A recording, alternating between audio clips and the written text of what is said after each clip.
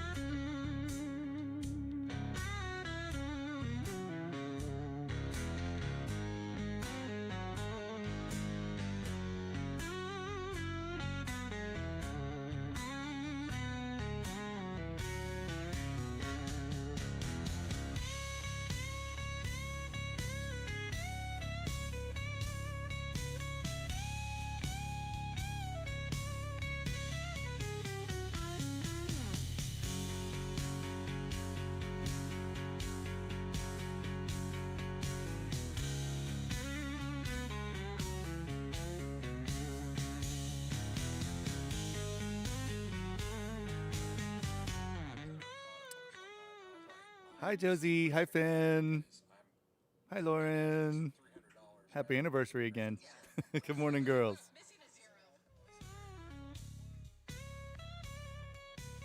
Be going live right in about 8 minutes.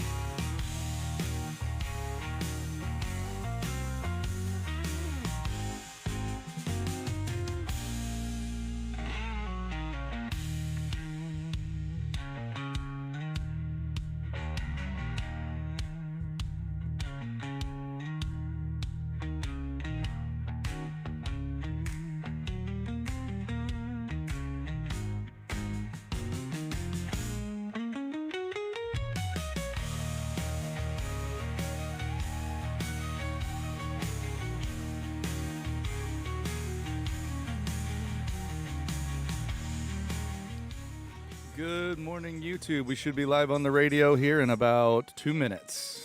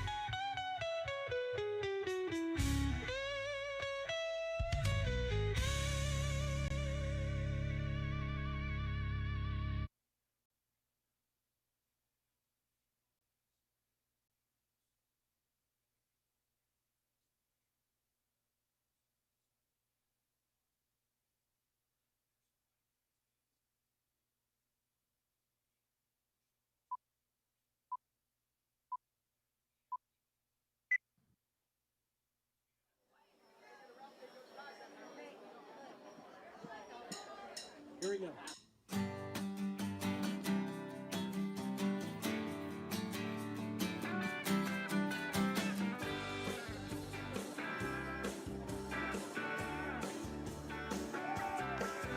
There's a place I know where the warm winds blow. It's a party in the Gulf of Mexico. When the weekend comes, your friends all cowl with a dress, Dos Equis in a fire ball. TGIF, TGIP, it don't make no difference, it's the same to me. You're on island time, and you're salt and lime, and you say,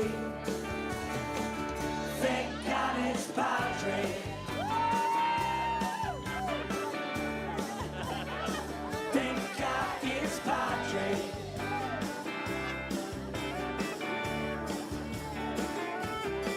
We're getting out GA, it's gonna open soon. I know it's true, cause I read it in the island moon.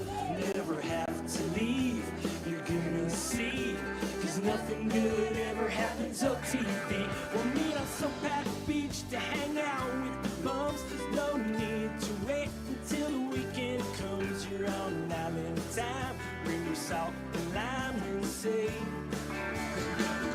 thank God it's Padre. Thank God it's Padre.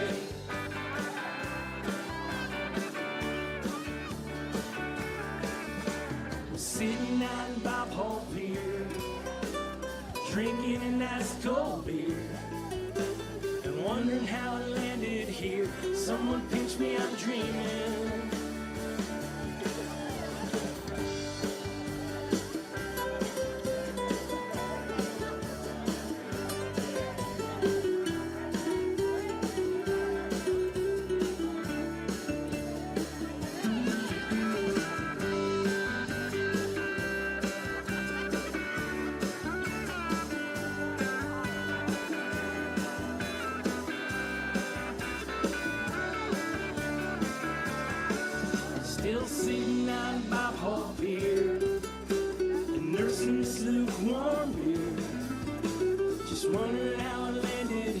Someone pinch me, I'm dreaming.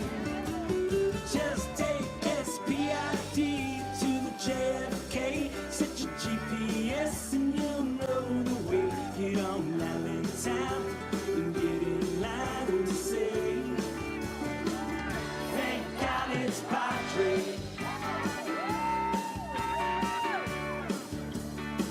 Thank God it's Padre.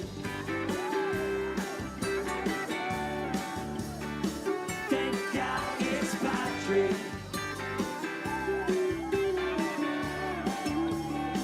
Thank God it's Padre.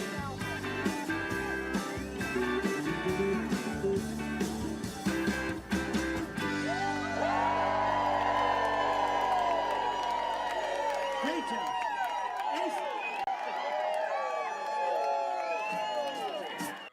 We are just going to run it. Good morning. All right, make sure all the audio levels are up here. We are off and running on islandmoon.com, and we are off on YouTube. You can just go to Island Moon Live and find us there. And Ed is flipping the radio station over, so we will be joining all our friends on 105.9 and 103.3 here shortly. We've got Willard Hammond III, Alex Harris. We've got Nick Meyer and Tyler Thorson joining me. Also, Ted Mandel running around in the background. All right, and we are up on the radio. Good morning, everybody. And make sure this radio output isn't too hot there. Okay, that sounds, I guess, a little better. Excellent. All right, good morning, guys. What's the word, Tyler? Good morning. Good morning. Thank y'all for having us. Yes. So Nick talked yesterday about trying to see the Northern Lights. I went out about 9 o'clock till 10 o'clock. I went all the way out to the park. I didn't see anything. I assumed you had to have a camera, I had it. and you still didn't see anything. No, I was scanning the sky, but people did get it. But apparently it was between 10 and 2. Yeah, you don't. No, Yeah, no, that's enough of that. that's not my wakey time. That's funny. Yeah, and apparently you needed long exposure photography to really see it. Your iPhone does it. Okay. There's a setting, if you turn your flash off Mm-hmm. and hold your camera, it takes like 3 seconds or 4 seconds to scan it, Okay. and then you get some amazing pictures. Interesting. Yeah, the actually camera quality that's in phones has outpaced a lot of old SLR cameras. It's actually hilarious. But so Alex, Willard, what's going on? We brought you guys in to go over a little bit about real estate, watching what the market's doing, and then of course your Spoonbill Bay project, which I drove by yesterday on 361. They were redoing the safety little stripes, the rumble things on the side, and they had 361 cut down to one lane each way, and they would stall up traffic and then send people one way. Yeah. Oh man. Yeah. My 20-minute trip turned into an hour and a half Actually, trip. that might be a bonus for that road because that's about the most dangerous road in Texas. It is. Yeah. At the moment. It gets pretty crazy. But so you guys did some water park work, right? Yes, no, we've been very excited. Actually, last Tuesday, we broke ground on our water park that we're bringing in. It's approximately a 2-acre water park. We'll have a lazy river, an amenity pool. There's a swim-up bar that connects the two of them, and then a kids' pool area. It'll be a very good thing for our community, surrounding community. It'll be truly phenomenal. But yeah, we've started all the site work. Okay, and are you doing any well water with this? I know you have that to is at least exactly lead with right. that these days. If not, the pitchforks start coming through the door. No, that is exactly right. Our true goal is we're drilling 2 water wells. We already have one in the ground. Okay. Our true goal is to be able to service our water park purely off of our well water. We want to be a sustaining force. We don't want to be reliant on our city's water. Just because you never know what's going to happen nowadays. Yep. Hot point of contention, of course, but we want to do the best we can. We're putting in some very efficient, very economical filters, regenerative media. We're trying our best to sustain as much water in that park as we can. Yeah. So it's very exciting, but other than that, we're rocking and rolling. It's going to be a very good thing for the community. We're very happy to be a part of it. And how long or when are you guys going to be open, or when should people start trying to book, or what are they looking for? We're anticipating at least a partial opening by the end of May. Okay. So it's Oh, going to yeah. come real fast. That'll So be we're- good. Well, everybody's planning right now for summer. At least around here, that's how it happens. It's like, when about June or July hits, all the retail stores move all their Christmas stuff in, like Hobby Lobby and Academy, and now it's like we're already prepping for summer. And a lot of people are kind of really amped about that. So that's kind of interesting. Absolutely. And, on the real estate side of things, interest rate drops, they never hurt us. Yeah. They're always beneficial. Those are welcome. Yeah, those are welcome. But we've seen a lot of interest, and especially ever since we broke ground. It's been very exciting. I think we have 11 homes in the ground currently. We'll have 2 commercial sites up front, putting in a new convenience store there as well. It'll be a great community, about 190 or so, I'd say, short-term rental investment properties. And y'all are the first development on that side of 361 since Island Moorings, right? I think That's- that's correct. And what's interesting is that 10 and a half years ago, 11 years ago, we went to Terry Cox and said, we'd like to bring the first short-term rentals to North Padre Island. And we were the first ones to bring short-term rentals out here. Now we're going to be the first ones to bring short-term rentals on that side of the island. Well, I looked up the numbers. I did a open records request this week from the city of Corpus, and there are 1,720 some short-term rentals, and all but 200 of them are on the island, and a lot of them are up at 361. We've kind of looked at that too, Dale. It's interesting because we think it's much more than that. When you start looking at the condominiums and the way that those are operated and run, we think it's maybe 2,800, Really? 3,400 altogether. And when you look at that, we will be their number one attraction. Because when you come to the island, after you go to the beach and you're sunburned, what do? And Yeah. especially, families that have little kids, right? Pretty much in Port Aransas, obviously it's a charming town. We absolutely love Right. it. But the primary things to do are go fishing, go to the beach, eat and drink. What is that extra activity you can get to do with your little ones? Might increase a day on your short-term rental per se.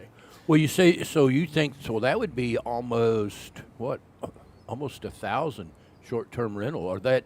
Now my number doesn't include Port Aransas, so Okay. so that could be. There's probably 3,000 up there, something like Yes. that. Between Yeah. 2,800 and 3,400, trying to get a handle on it. The So with Corpus together, you're looking at 2,800 in Port A or total? In Port A. Really? So you're looking at around 4,000 in this area on the island. Wow. It's very exciting. To tell you the truth, we feel absolutely blessed by God. It's a great opportunity. It'll be great for the residents of Spoonbill Bay and the surrounding area. So it'll be great. How's the real estate market? Are you seeing, I know real interest rates have been impactful, to say the least, but are you seeing any relief? It's been slow, to tell you the truth. We believe that amenity will push people Yeah. over the edge, at least for our project. Yeah. But it has been slow. What we've seen, at least generally, is that some of the, I'd say your $1 million plus properties, some of them are still moving out there, especially in Cinnamon Shores, La The people Palma that are Beach. paying cash, they don't care about Yeah, the interest cash rates. buyers, right? Yeah. Yeah. Funny how that those, works. Those Yeah. are still moving, but everything beneath that price point has been kind of stagnant. So for us, we're starting around 500,000, which is a little bit of a different, more affordable Right. price point for that area. Right. Everything's a little crazy out there, Yeah. but it will. I think we're going to rebound. I think it's coming in 26. I think it's going to be a great year. Cinnamon Shores has roughly 650 homes in it between north and south. 300 of them are owner occupied, meaning they don't put them in the rental pool. So they only have 350 in the rental pool. So out people of are the just using them 600. for weekends. That's it. They've got, they're coming down and staying. It's phenomenal when you look how many are actually living in Corpus Christi that have a place in Cinnamon Yeah. Shores. really interesting. Well, what I see is the people that I know from San Antonio, they'll come down here, and their neighbors in San Antonio well, buy next to each other in Cinnamon Shore. They just moved the community down here on the weekend. Same kids playing with the same kids. Yeah. So half the people there are not putting them in the rental pool. That's correct. Wow, that's surprising. That's a pretty hefty second home. Some of those. Well, are you seeing is there a lot of building going on in Port Aransas? I don't see a lot of it on the North Padre end, but that's just what I noticed. You know, it's never slowed down in Cinema Shores. Yeah. You know, they had so many pre-sold of the lots, and it's just continued on because those people have cash. Yeah. They have money. They're not going to put it in the rental pool. They're not worried Right. about the cyclical part of the market. And where are most of those people from? Russia. Yeah. Ukraine. I mean, a lot of the traffic we see are from the Texas big cities. You know, Yeah. Austin, San Antonio, Houston. We get some from Dallas. I mean, Yeah. that's most traffic we've seen. I mean, Alex, do you have anything different? You know, in kind of what Cinema Shores has tried to do is reach out beyond the Austin, Georgetown market, and they've gone Houston and Dallas. They're trying to create a 1 week stay. They're trying to Yep. create where someone comes for a vacation, not for a weekend. Port Aransas Chamber has been working with the Dallas Cowboys for a while, and I Yeah. know they were really pushing that market. Yeah. You know. Yeah, I was just at a Dallas Cowboys Arizona Cardinals game last week, and they were saying like Port Aransas is the official destination of the Dallas Cowboys. Oh, that's kind of cool. yeah, it's pretty neat. Wow. Nice. Well, when They have a when place to go Suzette- to when they're sad. Yeah, no What? kidding. What? I said it. I said it. I'm from Su- Houston. I can say that. Suzette Freeman is a past Dallas Cowboy cheerleader that's one of the lead realtors in Port A. Okay. That's how they got to the Dallas Cowboys. That's funny. Okay. Well, so are you seeing an uptick in outside of Cinnamon Shore? Then you're not seeing a lot of new construction. I watch the permits, and I don't see a lot, but I don't always check Port Aransas. I tend to watch Corpus a little more. I've always said it comes down to the lenders, the banks. Mm-hmm. So if a builder has 2 or 3 homes, a normal builder has 2 or 3 homes under construction that hadn't sold, the bank's not going to give you any more money. They're not until those sell. Mm-hmm. So until our market gets to where we can, sell those, you're not going to see an uptick in That makes permits, sense. And- except Cinema Shores. Which is kind of interesting, the relationship between the permits, the property sold, and kind of federal interest rates. Watching kind of what's going on, and people are talking about more liquidity coming into the system, government printers turning back on, quantitative easing, and of course everything coming through. We could be in for, some people are saying, a perfect storm beginning in like first quarter next year. Into the summer, yeah. Well, I mean, that would be nice because, we as, Padre Islanders and Corpus Christians and people in Port A, we all win when that happens. Yeah. Years ago, it's been probably 12, 14 years ago, I did Pirates Bay. And I had an incredible backer. Back at that time, I didn't have any money, but I had an incredible backer. And I built 3. They didn't sell. He said, build 3 more. Okay, I built 3 more with his money, and they didn't sell. He said, build 3 more, and 3 more. I had 15 that were built, unsold. And he said, don't worry about paying interest. I'm a wildcatter. I'm used to this kind of stuff. The market flipped on me, and within a month, all 15 were sold. Wow. And that's Staying that's power. what's going to happen. Yeah. Yeah. Is in this perfect storm. You're absolutely right. They're going to hit that point when the buying public feels comfortable, consumer confidence is there, and bam. Well, they're and then all going to go. Added to which, we had everybody from California and New York leaving en masse. Yeah. Coming And then here with- Houston. Well, kidding. they sell their little 3-2 bungalow that they grew up in out in in Rosita or out in California, wherever it is, for 1.6, and then they get into a beautiful house out here, and they've got pocket change. Right. What's going on at Island Moorings? Are any of those turning over? Do you see anything out there? No, you really haven't. Those are a well-established community that A lot of people people are live keeping there. those homes. They do. It'd be interesting to see in Island Moorings how many are actually in the rental pool. I would say probably less than 20%. And those I'm not are- sure they even allow it out there, do they? Yes, they They do. do? Yeah. Well, Speaking of rental pools, the thing that shocked me was the fact that what you said earlier, 1,726 STR units registered. Now, that's just the registered ones. Right. Only 205 are in Corpus, and the rest are all out here. And those are concentrated down mostly along Ocean Drive. Yeah, which would and be a few some in Flower Bluff. You're starting to see some in Flower Bluff. People that I think are probably coming out here. When we did the regulation, remember, Dale, we went through that whole thing with the city, and we said a normal city block inside Corpus Christi, you could have 2 to 4 on a city block, and that's all you could have, and it's very regulated. We got out to the island, and what we did is we carved pretty close to SPID. Anything on the beach side, it can be a short-term rental. We took all of the neighborhoods out. Yeah. A short-term rental. But you look at the city of Port Aransas, they threw the doors Okay. open. Yeah, it's very I was there the day. In fact, I just went back this week and looked at that ordinance in, I want to say 2016, I think it was, 11 years ago. And I was there. Greg Smith and I were there watching that, and we were. And when they finished, we all kind of looked. We looked at each other and said, "I don't think they've thought this through, because you can turn every house in this town into a short-term rental. The taxes are going to go nuts.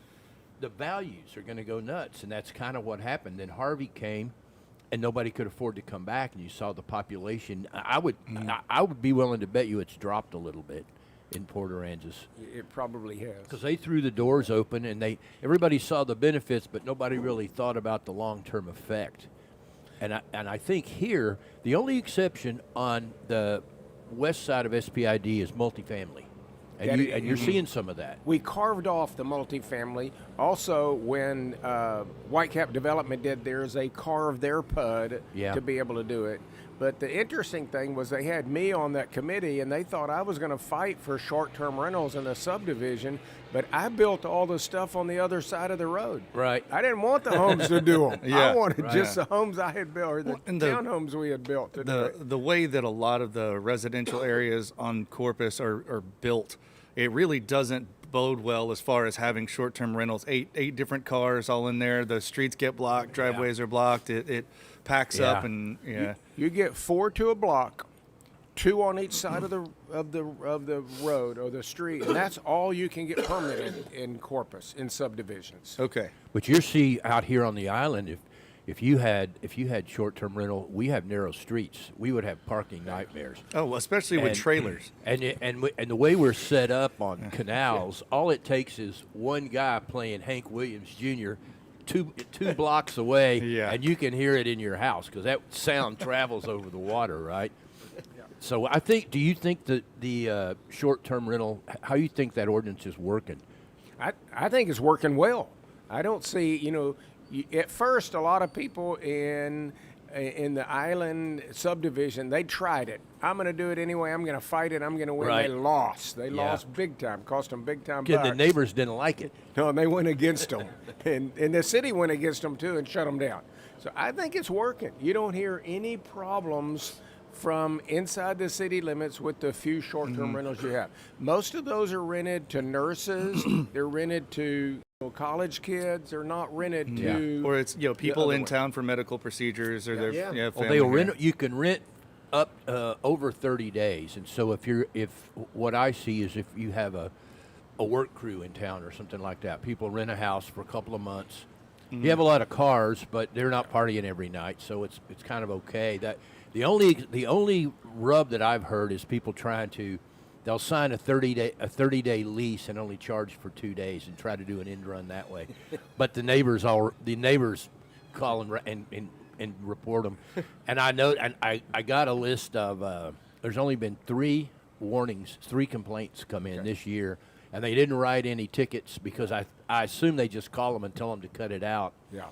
Because if you don't pay the state tax, you get in all kinds of trouble. Yeah. And that's how they track it. So it's a second-degree felony if you don't. Well, They Really? come find you. Yeah. Wow. in Spoonville, we're going to encourage the short-term rental. I'm going to let Willard tell you a little bit about what we've planned for within the water park. I mentioned it already, but generally speaking, we are really trying to make it as water and economically friendly as possible. it'll be very efficient, and we're trying to really source it all with well water. That was is gonna say. really our goal. It'll be something really good for the surrounding area, and we're trying to get off the city's Have you dime started on the drilling water. wells yet? We've drilled one. We're about to drill a second How one. far down's the water? That's what I was going to go. Yeah. So that's an interesting thing. If you Google it, there is a report. I think it was a report done in the 90s. You can pull it up. Yeah. But essentially, there is kind of a freshwater, I want to say aquifer. Yeah. That's about 20 feet down. Yeah. And it's just this kind of thin layer of fresh water on top. It's Floats got- on the salt water. Floats on the salt water. Yeah, I can't remember. We don't know exactly how deep it is, but let's just assume it's about 20 feet deep or so. Yeah. And then everything underneath that is salt water. So Yeah. that one little freshwater layer on top, that's what we're trying to use to help service our It area. seeps out of the island like That's- Nick has been yes, saying for that- decades. that's And you were right. Yeah. Yeah. Well, you And- can find those flows when you go down the beach. You'll find cool water That's flowing off the beach. That's fresh feel it. water coming out of that freshwater And aquifer. so touching back to the beach real quick, you said the smooth skin puffer fish are back. Invasion. Really? Oh yeah, it's Smooth I've had skin to- puffer fish? Just Yes. tearing everything up. It's amazing. Now, on the East Coast, they eat them under the name rabbit fish, but there is a special way to clean them, and also there is poison in their skin. So if you've got a cut hand and you pick that up, Oh. and it's the most toxic poison in nature. What I heard was when you said they first started coming through a few years ago, Yes, and you would correct. catch them. So I did some research and found out that the poison is in the gallbladder of the fish. And you said it's something like how many times more It's times? 1,200 times more toxic than cyanide, and it's in the skin as well. I googled it. I was doing a Yeah. thing on how to handle them, and we Very got- carefully. Yeah, we got an amazing video. Marcus threw his 360 camera out on the double rig. So this puffer goes for the camera initially, and then there's a hard head on the hook, right on the top hook. That puffer fish turned and took its whole stomach section out in one bite. It's like Jaws. Well, you said they'll bite hooks in half, They'll right? Oh, bite, yeah, They'll but- bite through cans, too. Yeah, there's a guy, I was talking to Sammy, and he's been speaking to a guy who had the tip of his finger bit off. Oh man. I mean, and you look in the mouth, and there's this tiny little tooth, and it looks, well, what can that do? But the whole jaw is teeth. It's a tooth, both sides. It's amazing. And I think that's a good idea. It's safe flossing. yeah. Just And what one are they massive called? tooth. What's it called? Smooth skin puffer. Oh, they The call 'em rabbit invasion puffers. of- I don't think I ever heard of one of those. You haven't seen it? They're good to eat. And Oh. Nick has a If they fish- don't kill you. Well, he's like a king. He has an official taste tester, and it's his wife, Brenda. And if Brenda's lips go numb, it's like it was wrong. Yeah. Well, that was part of the why they're real big, I believe, in Asia. Is what they would do is the way they would prepare them. As you're eating it, your lips would pretty much go numb because the residuals from that poison The fugu? was getting I into don't you. think yeah, I like the It's- sound of that. Yeah, well, smooth skin puffers are the next microplastic, apparently. Yeah. There's a lot of them, and they've invaded the beach. We used to never see them, and now they just showed up with a bunch of pompano, and they'll sit there and you're like, hey, I got a pompano, and you Yeah. come back and the hooks nipped Clean off through. like Wow. We've Like- got a rig now for pomp. We call it the puffer-proof pomp rig. It's got the steel leader, but they'll still get it. I've got one on my dash right now. As a matter of fact, not as easily as the mono, Then cut right but through. they mono. will. They'll take it out. They'll bite through How's steel. driving been? Speaking of Driving, again, all depends. With the moon we had, the Yeah. Yeah. tide has been coming up to the dune line, and down in the 40s, there's a particular area where the water has actually washed through to the dune line, and I went down there 2 Sundays ago, and the water was that high on the dune. Wow. So the next storm, that's going to go right. so it's through like there. like the old days when we used to go down there and you couldn't go. Yeah, through you Big get cut Show. off. You get cut off, and you're like, Yeah. ooh. Yeah, And right then at the now you fort. don't have a back road. That's right. So How's everything been at the park with the shutdown and everything? Great. There's been no one there. No one to write you tickets. Right. So no, it has been nice. I've been down. There was a big thing going on last Sunday.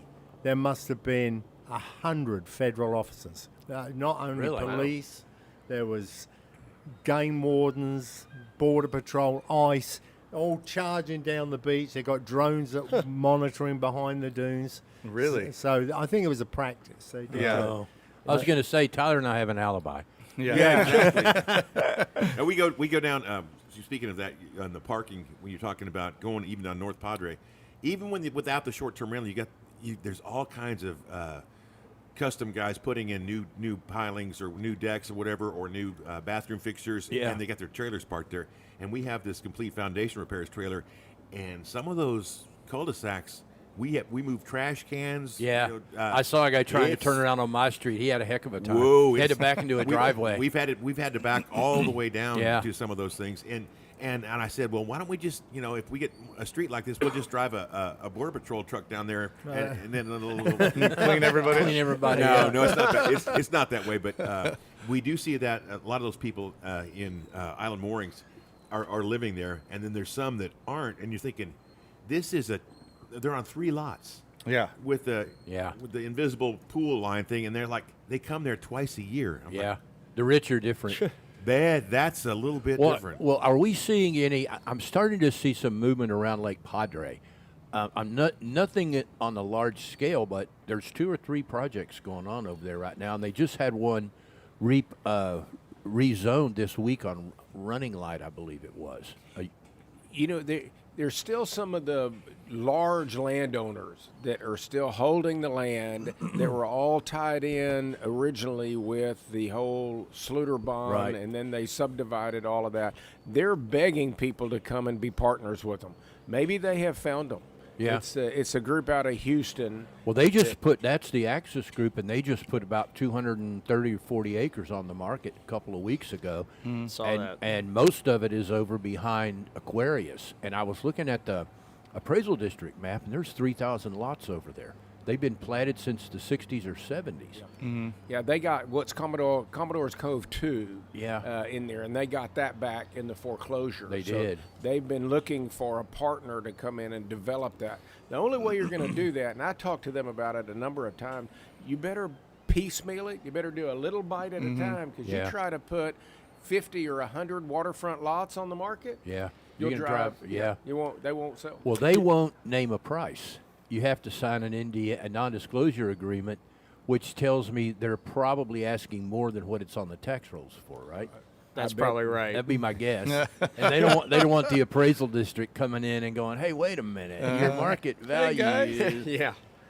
They might be just a little bit different. Oh, sorry. No, go for it. But I'm thinking that they've got the 10 acres on the corner there of Whitecap and SPID, Yep.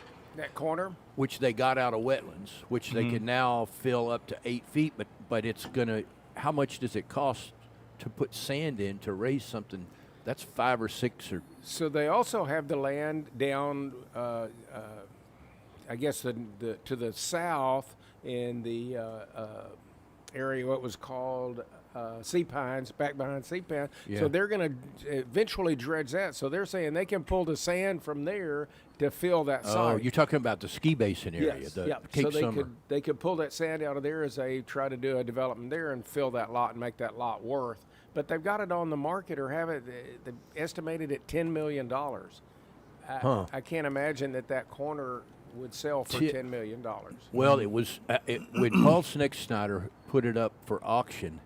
He got an offer of $75,000 in 2009, and he turned it down. He wouldn't sell it for that, and then it just kind of sat there. And we're talking about the 10 acres at the corner of Whitecap and SPID. And when Hurricane Allen came through and took out 1,000 feet of bulkhead, they scooped sand out of there for fill, and that's what lowered it. Oh, okay. And now it's grown up. It looks like it's man-made wetlands, but now it's been taken out of wetlands by the rule changes, and so they filed a plan that allows them to fill it. But it looks like $1 million worth of fill sand to me. I bet it's quite a bit. I mean, you got to get from that intersection is 8 feet above sea level, and that land is, I don't know, 3 or 4 feet below that. You got to go to 11 feet base flood elevation now. That's a lot of sand. It's a lot of sand. Oh, yeah. Sorry, Alex. No, go I'm ahead. sorry. Dale, have you heard anything else within the Lake Padre area on that other track that at the end of Windward and Leeward?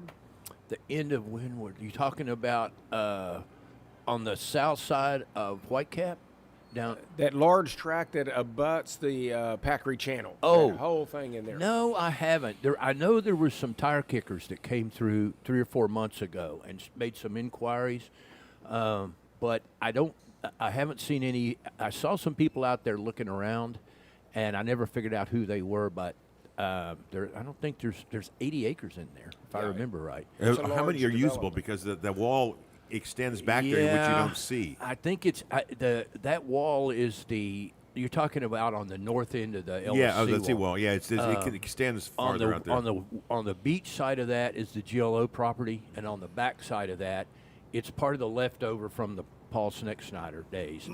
And there have been 2 or 3 people come through. That's where they wanted to put the hotel when they were going to Yep. close the beach and all of that stuff. The But there- billion-dollar development. but there's also a piece of property on the other side of Packery Channel that the city has, I think it's a 40-year lease on or something like that, that has just been sitting there. And I'm surprised no one's done something with that. You know, Jeff was the one who acquired Lively Beach, and he's turned that into Jeff a Lampe. pretty beautiful development too, with it. Yeah. Have you heard anything on the hotel, the new hotel? Coming Yeah, in? they are in the design phase. They're getting. I talked to one of those guys about 2 weeks ago, and they've got the design pretty much done, and they're getting ready to go out for a construction contract. They're still saying sometime early next year. They're getting close. They got their incentives from the city council about 2 months ago, and the main thing there is the conference room. I mean, that's the big deal for us. But you know, we were talking about the bankruptcy from Sleederbaum. We're still seeing fallout from that because when I was on the steps of the courthouse that day in 2018 when all that changed hands, and you're talking about they're the biggest landowner on the island. These guys that loaned, I think it was $18 million or something like that to the Sleederbond, and they got it back for a $9 million credit buy, and it's the ski basin, it's all the land behind Aquarius. And it's the land we're talking about on the corner. It's 300 feet on the seawall. Now, and isn't it also? I think they're tied in some way to the land behind the apartment complex. Okay, they're on Whitecap, and also the Yes. land on the beach side of where Windward comes across there. Yes, there's that. I've never been clear on the ownership of that because when the bankruptcy went on, some of those companies went in and some of those didn't, and I could never tell the difference. And then it all ended up at the courthouse, you know. Yeah. But that land is basically just sitting there. The ski basin, if you look at that, between the ski basin and Cape Summer and the area over behind Aquarius, there's 6,000 lots there and over 40 fingertips. I counted 11 fingertips in the area behind Aquarius, and there's another 30 or 40 out there at the ski. There's more undeveloped fingertips and canals on this island than there are developed. That is so true. You know, this is going back a little bit earlier in the show, but I'm really thinking about that perfect storm you're describing. It is an interesting situation. You know, you think about our elections that we had last week. Yeah. And we had a lot of what I will say is pro-business, investor-friendly constitutional amendments that were passed. Yeah. I think that creates a great business environment. Also, I mean, to move to Texas right now has to be very attractive to those individuals that, Yeah. you know, that you look at that New York City mayoral election, you look at different elections in California and how people are driving out of there in droves. Yeah. Texas and Florida and a few other states are really going to see the benefits of that. But for us on a local scale, We're the beach. We're the beach. It's extremely nice, but the truth of the matter is we have to figure out our water situation in Corpus Christi. Whether it's the Inner Harbor project, the Harbor Island project, Yeah. whichever project, any project. Make a plan. Whenever we have that plan, it'll drive consumers' confidence. It'll help the housing market. It'll help everything commercially. I get the state figures usually every month they put them out, and you see the growth in the Dallas area. All of a sudden, it's gone nuts. Everything from now it's moving. It grew north to the Oklahoma border. Now it's growing south, and you're seeing those communities. They have the highest growth rates in the state. It's slowed down a little bit in the Austin area. Yeah, it's a fascinating thing to watch, and we've watched the short-term rental growth rates among Port Aransas, South Padre, Yeah. Galveston. Right now, Port Aransas is doing better than the other two. They have a positive growth rate. When I believe, this was last year when we went to that visit, Port A. Yeah. But I think the other ones had negative growth rates. Port Aransas was positive about, can't remember, 12%. Right. It is fascinating to watch, but I think once they have that water situation a little bit more figured out, Yeah. that it'll drive investor confidence. In the meantime, we don't want to miss that perfect storm, right?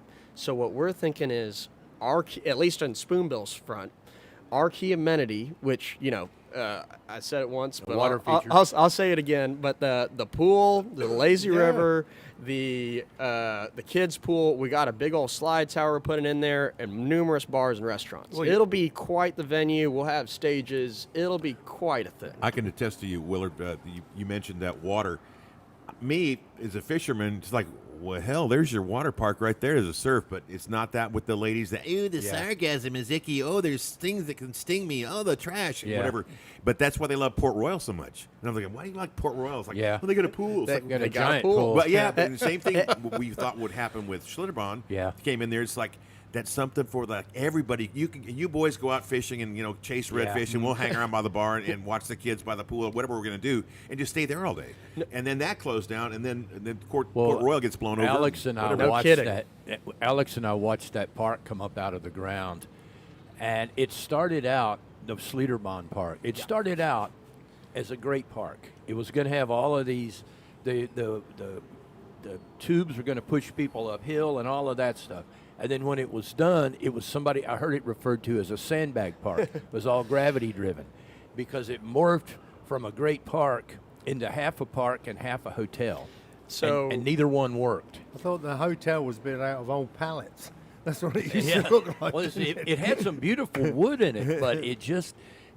I would go over there just almost every day and hang out with Jeff Henry when he could just to watch the thing come up out of the ground, and I would watch They would get into the planning room and just take a red pen and start making marks and tear out concrete they ran a week before. It is a wild thing.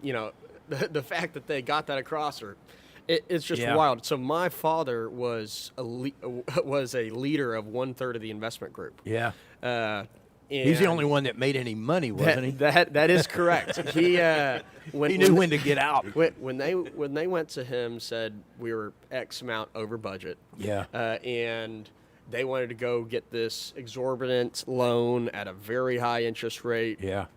My father was out. His whole group was out. They said, you're going to have to buy us out. Henry's did so. Yeah. We were the only groups. A lot of heartache involved, but we did make some money. They borrowed.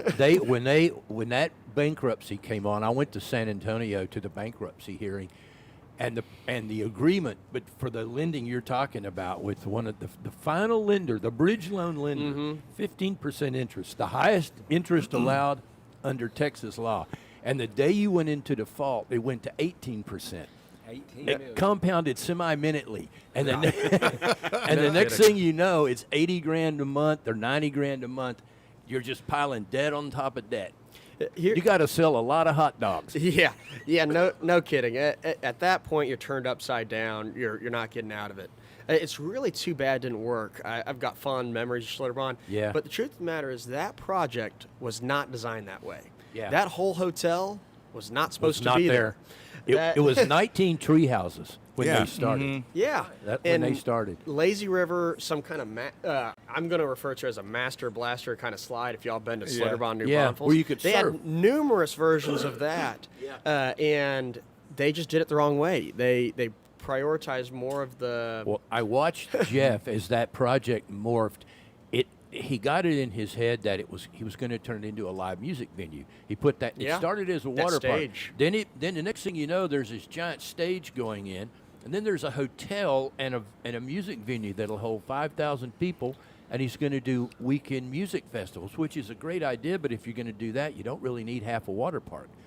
And that's when the wheels started to come off. So we've had some real good consultants we're working with. They're called Philippians 2-3 Consulting. So Yeah. obviously biblical based. Right. But they own several Splash Kingdom parks around Texas.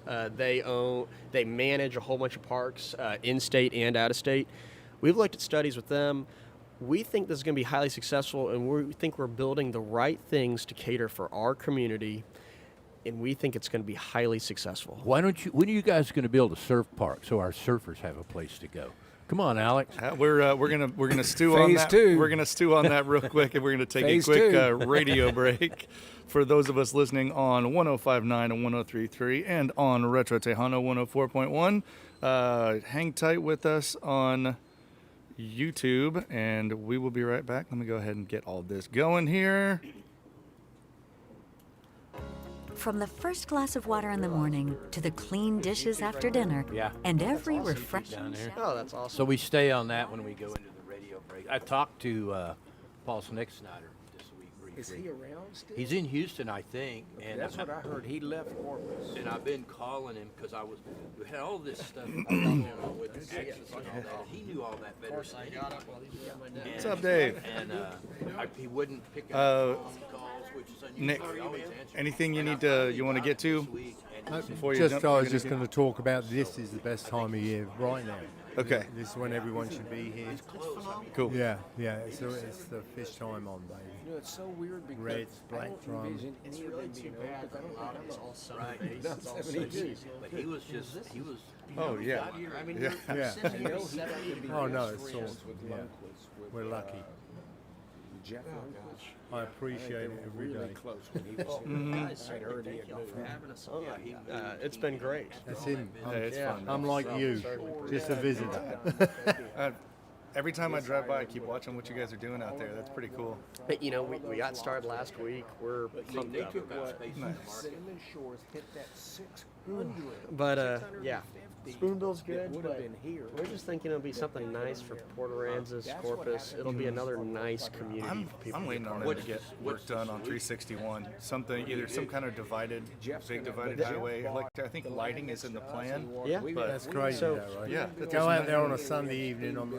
You're putting your life at risk. Yeah, yeah. We did talk to TxDOT at one point. I just didn't know if I Jeff could has say the that land on here.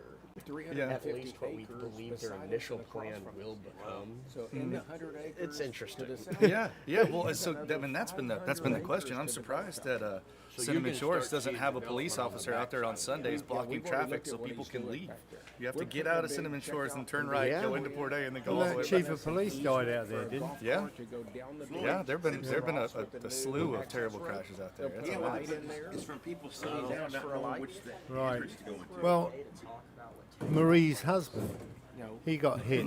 That's what I He was heard. on a motorbike. He got hit. with that He had Well, I helicopter sent it. down I got a and all thing. that But we can talk about the access and wanting a light Okay, there, and yeah. the city wanting a light, and everybody wants a light. Great. Probably about a minute and a half. All right. Yeah, that we can go with. I was gonna say I don't think I can mention the other one.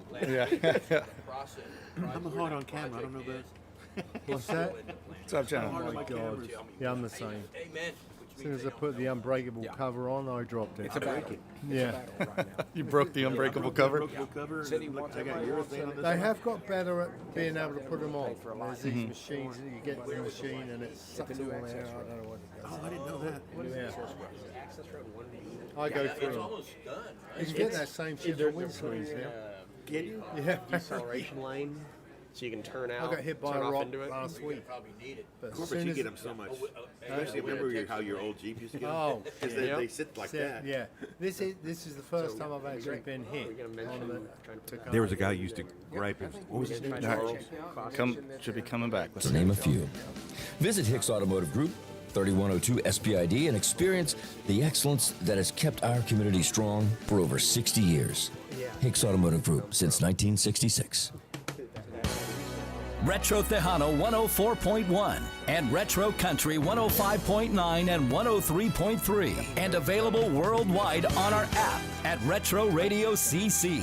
It's the Power Hour with Larry Elizondo, the Godfather, who makes street sense meet common sense. Now, live from Doc's Seafood and Steaks, it's Island Moon Thursdays.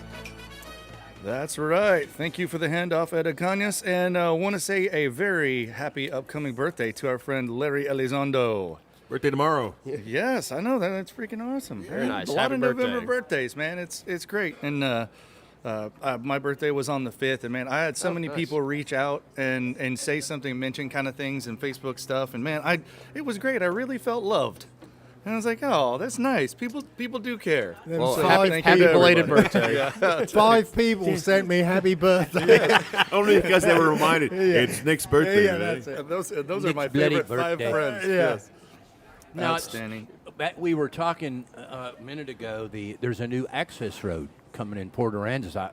I haven't been through there in a few days, but it looks like it's almost done. Right as you enter into Port Aransas. It is practically finished. I believe they're putting some final touches on a deceleration lane. I believe it's called Access Road 1B. Okay. It's just a few hundred feet down from Spoonbill. Generally lies between Cinnamon Shore North and South. Right. But for us and our sake, what we're trying to do is work a deal with Jeff Lampkin to create an easement. He owns a property right next to us. On the backside. Yes. Both back and front. Yeah, and we're trying to work with him to get an easement so that we can go essentially parallel down 361 on his property and then have a straight shot perpendicular across Highway 361. The reason we're trying to do this is if you look at your city code, you are allowed to cross 361 straight across, perpendicular. Right. But we're trying to advocate for a light. Generally speaking, the city is on board, Jeff is on board, and I hope everyone will be on board because what it'll allow is that light will let people from anyone on the beach be able to cross back and forth if they want to go to that water park per se. Yeah. And if our residents want to go off to the beach, it'll be mutually beneficial for everyone in that area. So the only way to get there on a golf cart is down the beach. Yes. There's no lane down 361. Yes. So currently, I mean, you cannot cross like straight You across got to have a light to if our you're gonna- property. If you can't have a golf cart crossing without a light. Nothing, Where's, that's where's not. the access road? we want it to be safe. Between Cinnamon Shores North and South. It's- Do you know, I honestly, anyone putting them access roads should have to put a floodgate on because I've stood on them dunes during hurricanes and you can watch the energy as them waves hit. But if there's a cut coming through, Yeah. that stuff goes straight What downtown, baby. what they've done though is they put a hump on them now. Okay, Yeah. I've And- seen that and they- on the they- white cap one. Yeah. They're not a straight Right.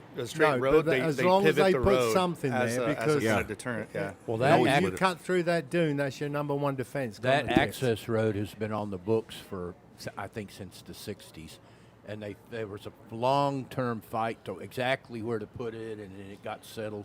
The easement was in effect adjacent to Cinnamon Shores North, and it was already done, but a lot of the residents at Cinnamon Shores North did not want a road beside the back of their house.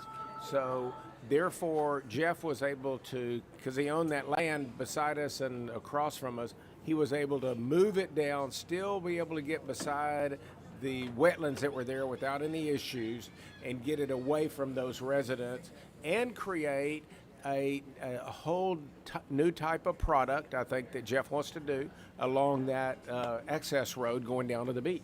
So it right now isn't next to Gulf Waters, isn't it next to that trailer park? Nope, no, it's right beside Cinnamon Shores, Cinnamon Shore. 125 feet from where it was originally to the south of that road. Huh. So what's the process for getting a traffic light in there? What do you? The city has asked. They're working on meetings right now. The city has formally asked TxDOT for a light. They have the city manager Dave Parsons has actually written a letter to them. Jeff's written a letter to them. Keep it so down far, out it's there. it's a very important hell of an engine in the car. safety measure to have it. And no kidding, that Highway 361 is so dangerous. I think that light will be beneficial to the people that are traveling down it every day, I think you're going to especially during the probably summer. see until it gets to a 4-lane. You're probably going to see a lot of lights pop up there. It turn-ins to a lot of those development because that's where the wrecks happen.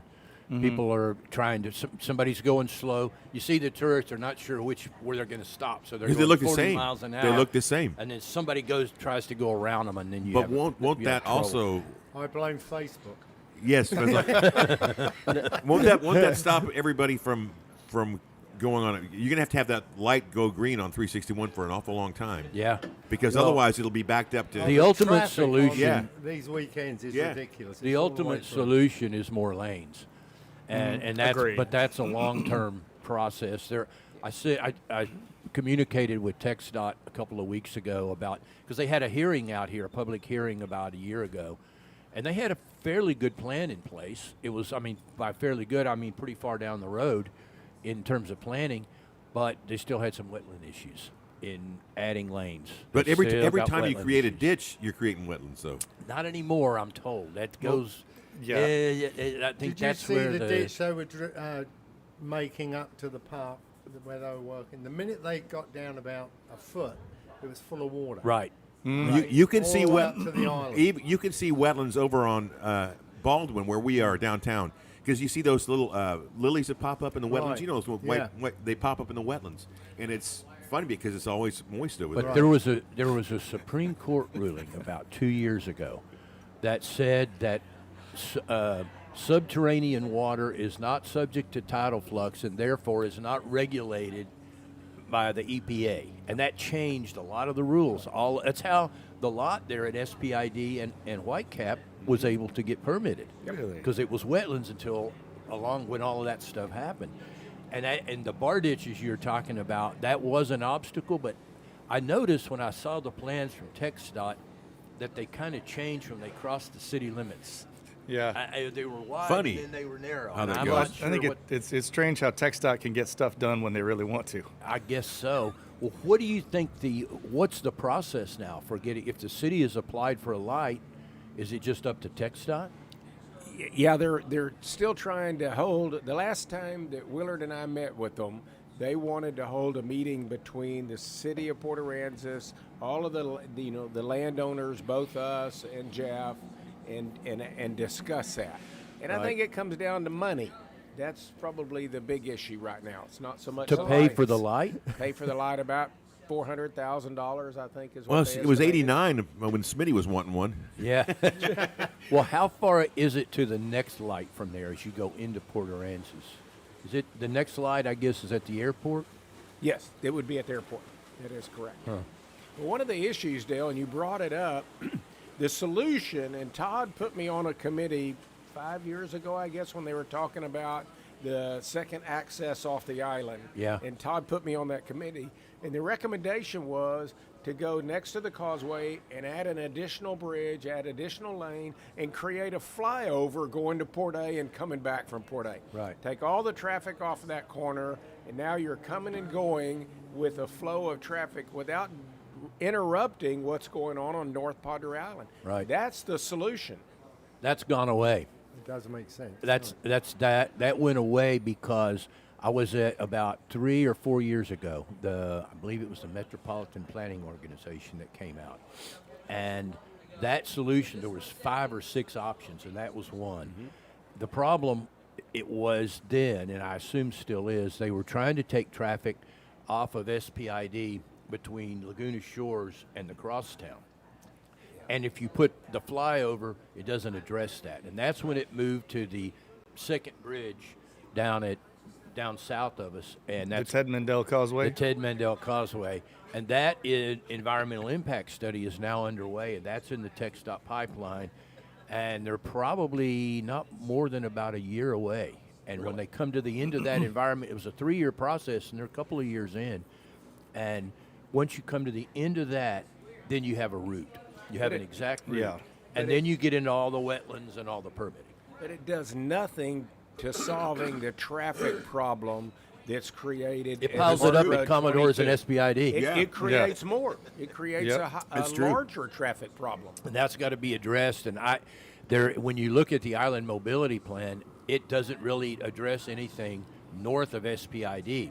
It stops at SPID because that's got to be part of the TxDOT plan for 361, and that's been stalled. But I won't say stalled; it's just moving not very fast. We need an Elon Musk tunnel under the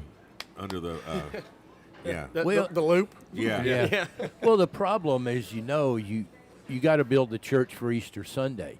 There are days when you drive to Port Aransas and you're the only car on the road. And those days are nice. Yeah. And much appreciated. And then When- the next day it's a parking lot. Yeah, the top speed is 20, and that's the speed you can go with the golf cart in front of you. So that's a heavy lift Yeah. to fix that problem. All right, well, we're getting towards the top of the hour. It is 07:58 here at Doc's Seafood and Steaks. This is Island Moon Thursdays on Larry Elizondo's Power Hour. You are listening live on KUKA, Driscoll, Texas, 105.9 and 103.3, Corpus Christi's Retro Country, y también en Retro Tejano 104.1. Buenos dias, amigos, and we're glad that you were joining us. Nick Meyer, we're here for last couple 10 minutes, and then we've also... then I've got to go. and, It really is the best time of year. I was just looking at the white pelicans out there. Oh, yeah. Well, We've got monarchs moving south. I'm the facing- pompano are turning up. I'm facing the wrong way. I should have sat on the other side Yeah. so I could look No, out it's at the water. beautiful. I'm Yeah. sitting here watching everybody come in and out of docks, but it is Right. gorgeous out here. Did you see them pelicans that got nailed in that hailstorm? Yeah. It's terrible. There's an article. Dale found about it. Thousands of them. Yeah, just out on awful. the Rookery Yeah. Islands. And there was some laying on the beach as well. I Really? got reports from south. Just weird that I was out there the night of that storm, and I was filming the lightning because I'd never seen a lightning show. It's consistent. Yeah, I watched Yeah. that. I put a small video up. It got 998,000 hits. Whoa. Just holding the camera. Yeah. Because it was just constant. Yeah, we were Yeah. out front filming in front of the house, But looking what at was it with the weird girls. was how the storm went just round us, both Yeah. sides. It always Yeah. does Yeah, that. but we've been like that with hurricanes this year as well. Yeah. You know, That's a good everything. point. Lauren found someone had like baseball, golf ball size hail Oh, down yeah. pins, and she Yeah. was like, "Someone said it's hailing on There pins." was a I was like, guy really? parked down there. His whole window was smashed in. His car was completely dented, and he was hitting his tent. We barely got rain here. I know we didn't Yeah. get any We didn't get rain in down my there. house either. And Portland got hammered. It took out the Oh, yeah. Walmart. Oh my Definitely. gosh. Yeah, it took out. Now, did you know you can buy a hail-proof cover for your truck? I've seen that. Yes. Yeah, it's like a blanket. It's called a garage. Yes. Yeah. I know. You can't get in mine. We should. I'm surprised you haven't got a patent on a crash helmet for pelicans, Nick. You're I've slacking, been man. Thinking about it. I've been thinking about Well, it. we were talking about who was it?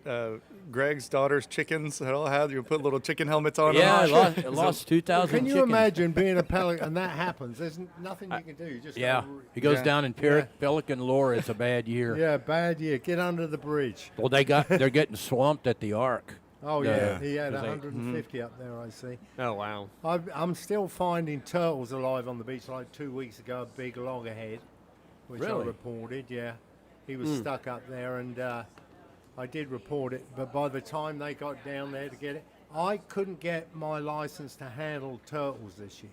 I did the course, and then every year they used to give me a license where I could actually pick the turtles Yeah, up yeah. and things. Didn't get it this year because I wouldn't sign that contract with a non-disclosure. So I wouldn't put anything on YouTube. Really? Yeah. Why would So they your have a non-disclosure? turtling wrangling days are on hold. Yes. I did the course, and after the course, they told me I couldn't get the thing. And they who could is sign. they? The park. Oh, they probably they don't want encouraging people who aren't No, rated no, like you've you. got to do the course, and that you had to do your course. Right, online. I know. Yeah. But if you're out there, even you did the course, it's going to people like, well, he's touching it. Why can't I? Well, someone's got to touch it. We've done it before. I mean, if you We've want done to it get before, it, yeah. if you want to get it back to anyhow, I couldn't lift the damn thing up. It weighed hundreds of pounds, and but anyhow, the fishing at the minute is as good as it gets. We've got people coming into town from all over the country Really? that watch my daily beach reports, and they might be in Canada. Yeah. They come down. Well, but they'll be here soon enough, right? Yeah, yeah, they're on their way. Anyhow, this is it. It's as good as it gets. The Chamber of Commerce weather has arrived. I get phone calls asking when should I book my holiday. Is it how can you tell? The Right. one thing I can advise is avoid a full moon. Yeah. Yeah. That's the only thing to really watch for. Yeah. Is, We yeah. had- we Because had a- you'll have high tides. High tides, yeah. weather fronts come through. Sausage makers up north used to wait for a full moon because they knew the fronts would be coming with it. Isn't that the weirdest? right. Well, the good news about the fronts here is it's the end of our hurricane season. Yeah. We did a folks on Island Moorings. We did a couple's house out there, and they live out there, but they live out there from now through about May. Okay, but they're from Minnesota. Yeah, go back up home. And Yeah. I said, There's a lot of people do that. yeah, as I said, Yeah. and this, I goes, what do you do with that boat? He goes, it's a nice offshore fishing boat, like 23 feet. You know, like, I just put around, we look at dolphins. You fish? He goes, I don't know how to do that. What? You know, out of curiosity, do you happen to know when the next turtle hatchling release is? No. I was But gonna if They you say, don't get tell hold us. of the ARC, phone the ARC, they'll tell you. Yeah. Not the hatchling. The Because- hatchling release will be next Yeah, next is that like summer. next? Yeah. Yeah, it's all I didn't know the turtle time frame. What Yeah. they do at the Heart, though, they will release the ones that have been injured or recovered. Right. That's nice. Caught up in lines. or And they or- do that at the Sea Life Center as well, but there's some rules about you. It's a screwed up deal because you have to have a permit to have a public release, and it takes a couple of months to get the permit, and they're trying to get the turtles back in the water. What's a shame is the park used to have like 19 releases a year, and Yeah. they were free to the public. And Yeah. people would come literally from all over the country to watch it. I've done it once. Yeah, they cut it down to about 5. I think it was And you have to 5 pay. this year. Yeah, so And the problem with having to pay is you line up at the gate for a 6 o'clock turtle Yeah. release, and you get jammed up, so you got to be there at 4 o'clock, or Right, to get in. you miss everything. They basically have I won't say they've stopped doing them, but for all Made it intents pretty and tough. purposes. yeah, and that was good for the city. I mean, they gave Sure. a lot of money out of that. Good, it People was were And good. good flying in press. Just hotels good and press. everything. Yeah, Yeah. just good. I think it was badly managed. Period. Yeah. I think there should have been cameras 24 hours in the labs. Yeah. So people could see the turtles. You'd have made a ton of money. Oh, yeah. I guarantee it would Oh, have gone yeah. into hundreds of thousands a year. Like they do with the peregrine falcons Yeah. on buildings. Yeah. I mean, people I've seen these ones in Africa where there's a camera on a water hole, Yeah. and you might see Yeah. a wild pig once a day. Yeah. Do you know what I mean? And people watch it for hours. Anyhow, I'm going to go. I've got to do my beach report, guys. Thanks a lot. All right, Been Nick really Meyer, thanks interesting. for joining Good luck us. with your spoonbill project. It looks good. Thank you so much. Pleasure visiting with you. I look forward to jumping in your pool. All right. Sounds good. Have a good one. God bless. All right, Alex, Willard, anything you guys want to touch on real quick? We're kind of wrapping some of this up, and we got a bunch of other things to get to. But any kind of fun notes you guys want to leave us on? What are you thinking? Part of what Willard was talking about with the venue at Spoonbill Bay, we also own 35 acres on the beach. So that's going to be called Spoonbill Beach, and then we've got Spoonbill Bay. I see what you did there. When is that going to start? As soon as we sell a lot more at Yeah. Spoonbill Bay. But all in due time. They'll go in the right hands. Well, we've got to bring more activities to bring people down here. And part Yeah. of Spoonbill, we're creating this stage that you'll be able to sit in the tiki bar or the upstairs bar or the swim up bar. The other thing that Willard created were these 11 children's slides. So, and I'm going to let Willard tell you about how he found that out real quick. Children's Yes. If y'all have ever looked at a water park per se, or some other areas like maybe a high-end hotel, you'll see kind of a splash pad, almost like a playground structure. Yeah. We went and credit to them. We got some inspiration from Splashway in Sheridan, Texas. Yeah. They're great people over there, absolutely. But what they did was a little bit different. They had a deconstructed version. So what they had was essentially a boardwalk that went along. Well, for us, we're going to put it along. How I'll describe it is along part of our perimeter in one of the corners of our property. We're putting up a boardwalk, so to speak, and then having a whole bunch of little tiny kid slides going into a pool, and that pool's all of 1.5 feet deep. I mean, these slides are no taller than 10 feet. Yeah. But what we've noticed is for at least parents, if they were standing in something that had 1 inch water or less, and they were looking at their kids run into a playground structure, they'd lose sight of that kid, get a little bit nervous, they're hot, they're sweaty. In comparison, if you have that little 1.5 feet of water and it's all open, so you can see your kid no matter Right. where they are on that boardwalk, Interesting, and you're yeah. in that pool, you can either sit in that pool, stand in it, but you know where your kid is at all times. We're trying to prioritize something that's convenient and safe for Yeah. parents and families. Well, you Takes mentioned leashes a away. music venue before you go. How many people will it hold? We're going to hold well north of 1,000 people. Really? So it'll be a great great thing. Yeah, it's called a Spoonbill Lagoon. So I guess you you could got a say it's stage? Spoonbill Lagoon at Spoonbill Bay. Yeah, we're going to have a little stage, probably portables more than anything. But Yeah. we'll also have essentially on top of our swim up bar, we'll have a second story, which will have a little bar in it, but a huge deck that overlooks the pool. Right. And we'll have the ability to have a band play up there as well. Well, that addresses what you're talking about, Alex. What's one of the things Paul Snicksnyder always preaches? We need attractions. We need, there is no music venue. There is a lot of music venues in the bars, okay? Yeah. But is there a music venue that you can bring your 8, 9, 10-year-old, let them play in the splash area that Willard has created, and you have a beer or two and have music for them and enjoy it without sitting in a bar Yep. per se? Shipyard is This going that different. direction. Brewster does that Shipyard's with a the great playground, thing. so- Brewster Street's going that Brewster's direction. They see the market Right. for that. Well, and the Port A Chamber has been sponsoring a concert series. I went to the last one, Shiny Ribs, and at the Shipyard, they filled the place. They filled the lower. We're the going to lower be part of floor. that. We're going to create something because in the water park, it'll be open during the day. We may shut it down at 6 o'clock and say, okay, at 6 o'clock, it's the music venue. Come back. Let's do a music bring your festival. golf cart. Let's do a 3-day music festival. Let's do it. in That'd the be neat. shoulder season, May or October. But we can't have Jimmy Buffett. We got to figure out something right. else. Willard, how about this is from the hypochondriac mother question kind of for you. Yeah. So without getting to TCEQ rules, so you're going to have like a quick quack on your splash park where your water gets recycled and it will get sulfur smell out of it and all that kind of stuff? More or less, yes. Okay. Yeah, no, that water will be treated. It'll be potable water on the way into the park from the water well. Oh. So we're okay. going to treat it on the way in. And, I mean, we want the ability to have a switch. You can go from city or you can go to our water well, yeah. so back and forth, whatever our needs are. But we want to be able to be fully supportive of our own needs via that water well. Excellent.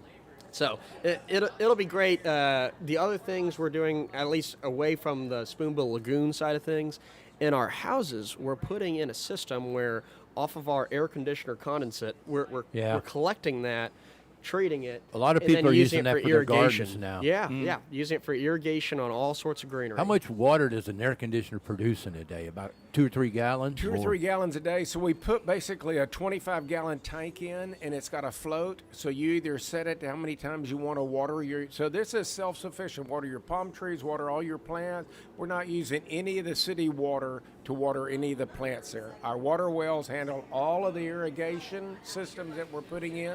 So They looked at using water wells as the source of water in Port Aransas a few years ago and came to the conclusion that it would probably work but might not.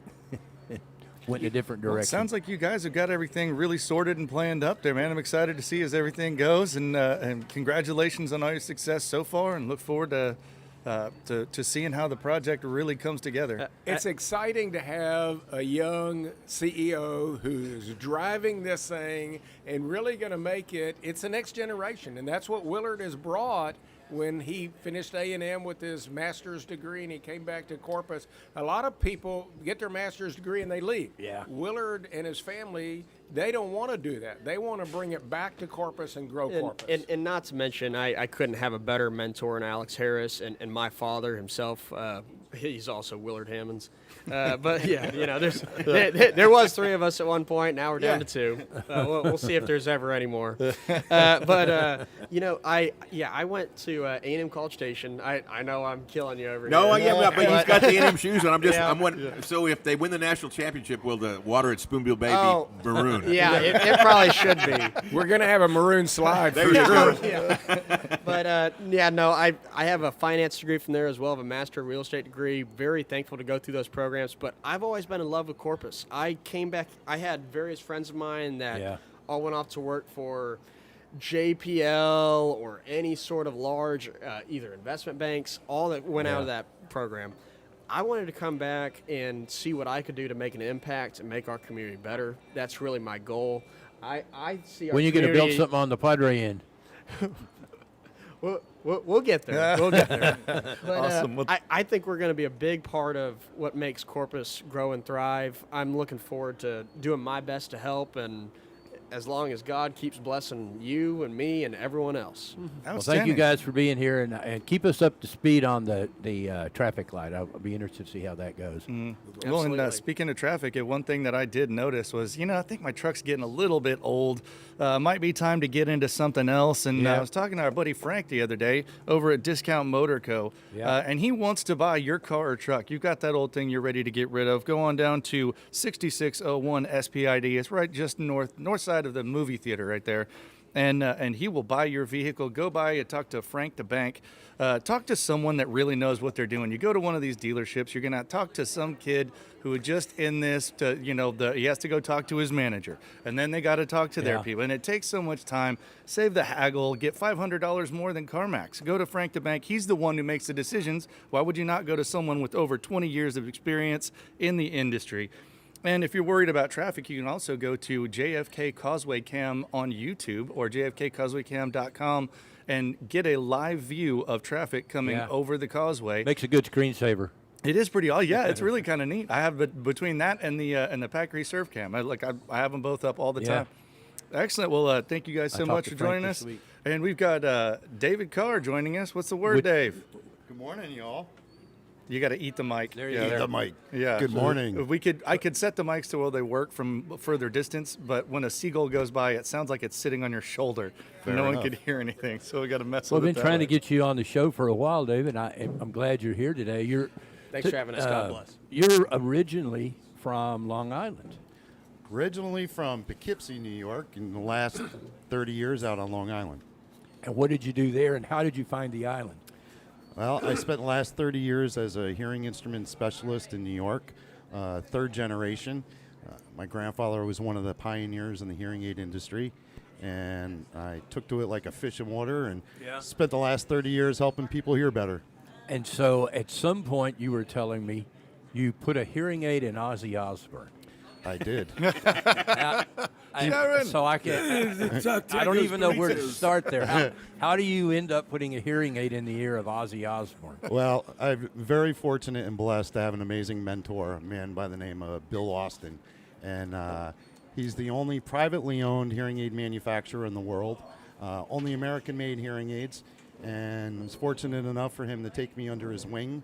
And Bill Austin fit everybody from Mother Teresa to Reverend Billy Graham, Elton John, every president that wore hearing aids, and had the opportunity to go out many years ago and work with Ozzy. And well, where did you meet him? Where did you, so you show up at one of his shows or something with a hearing aid? Well, he actually, he didn't make it to the plant, so they gave me the hearing aids to deliver at Float Right campground in Wisconsin. It was an Ozfest, 100,000 people. I had to rent a car.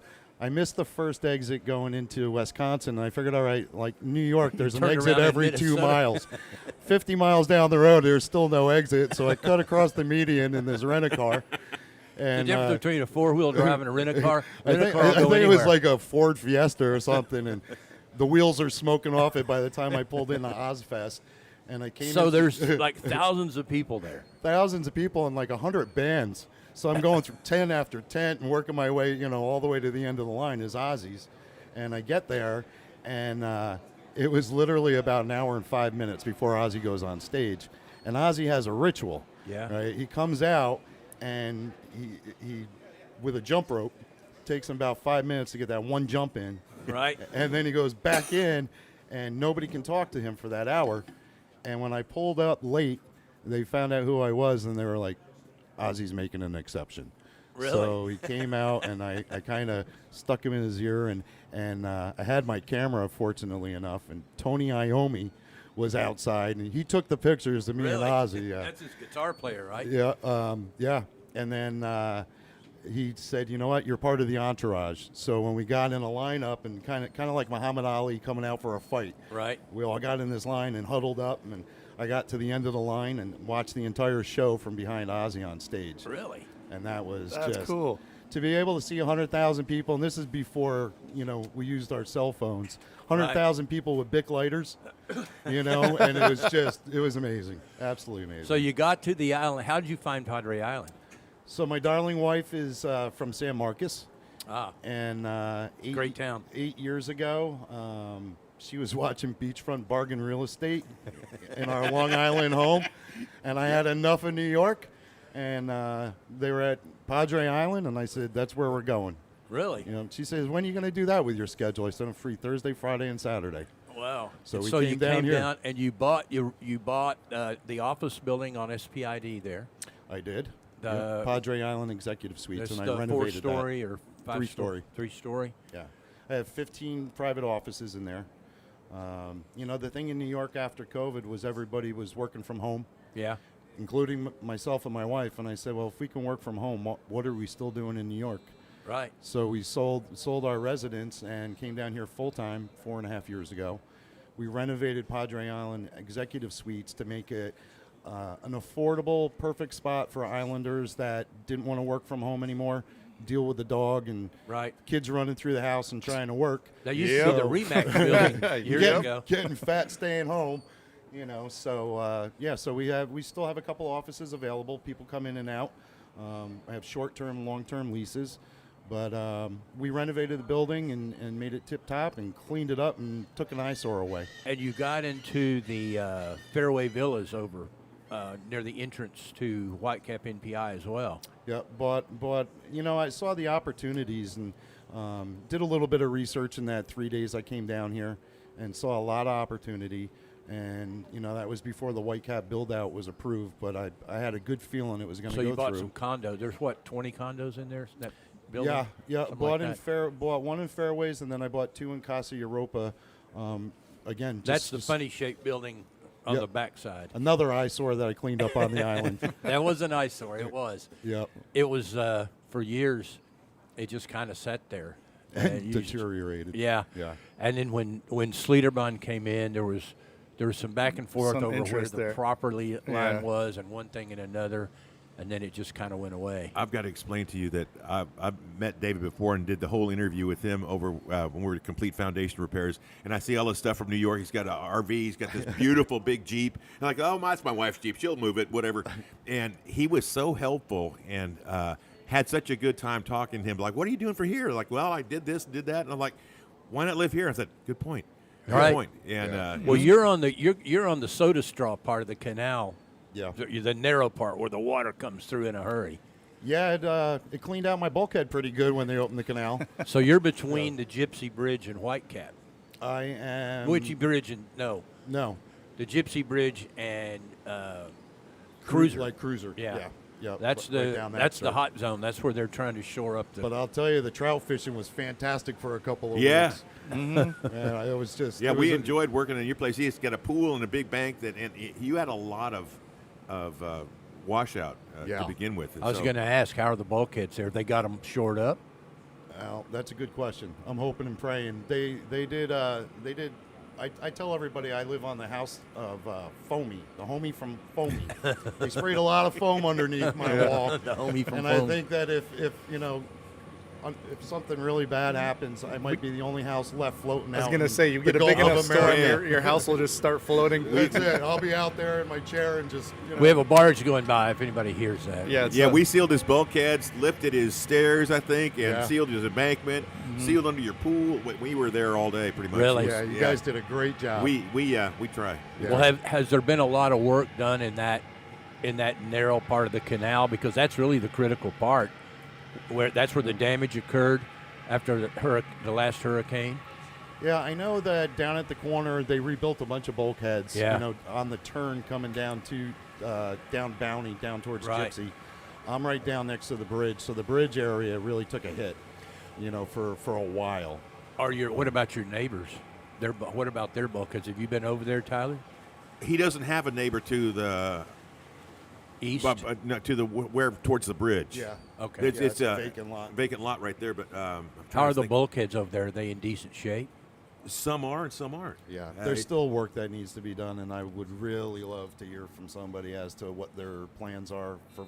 That's what we we do those bulkhead ceiling and the bulkhead, all that decking stuff. Well, you saw it. We Yeah. you know we did. When you guys came out to my place, I think the thing that was amazing is, I mean, we had sinkholes, so we figured everything was going down, and then we hit one point, and it went sideways across my bulkhead. There was a big crack. huge. How often does that happen? You All you the send time. in the foam over here and it comes up three doors down. There's like gopher holes popping up everywhere. Last night we were at Driscoll Children's Hospital till 8, and we did stuff all day because we were in the basement, and the only place we could go is where they have trucks deliver stuff all day long. So we were snaked around, and we had one deal, and we could hear it running, and it would come up, and it sounds like your stomach does when you eat truck stop sushi.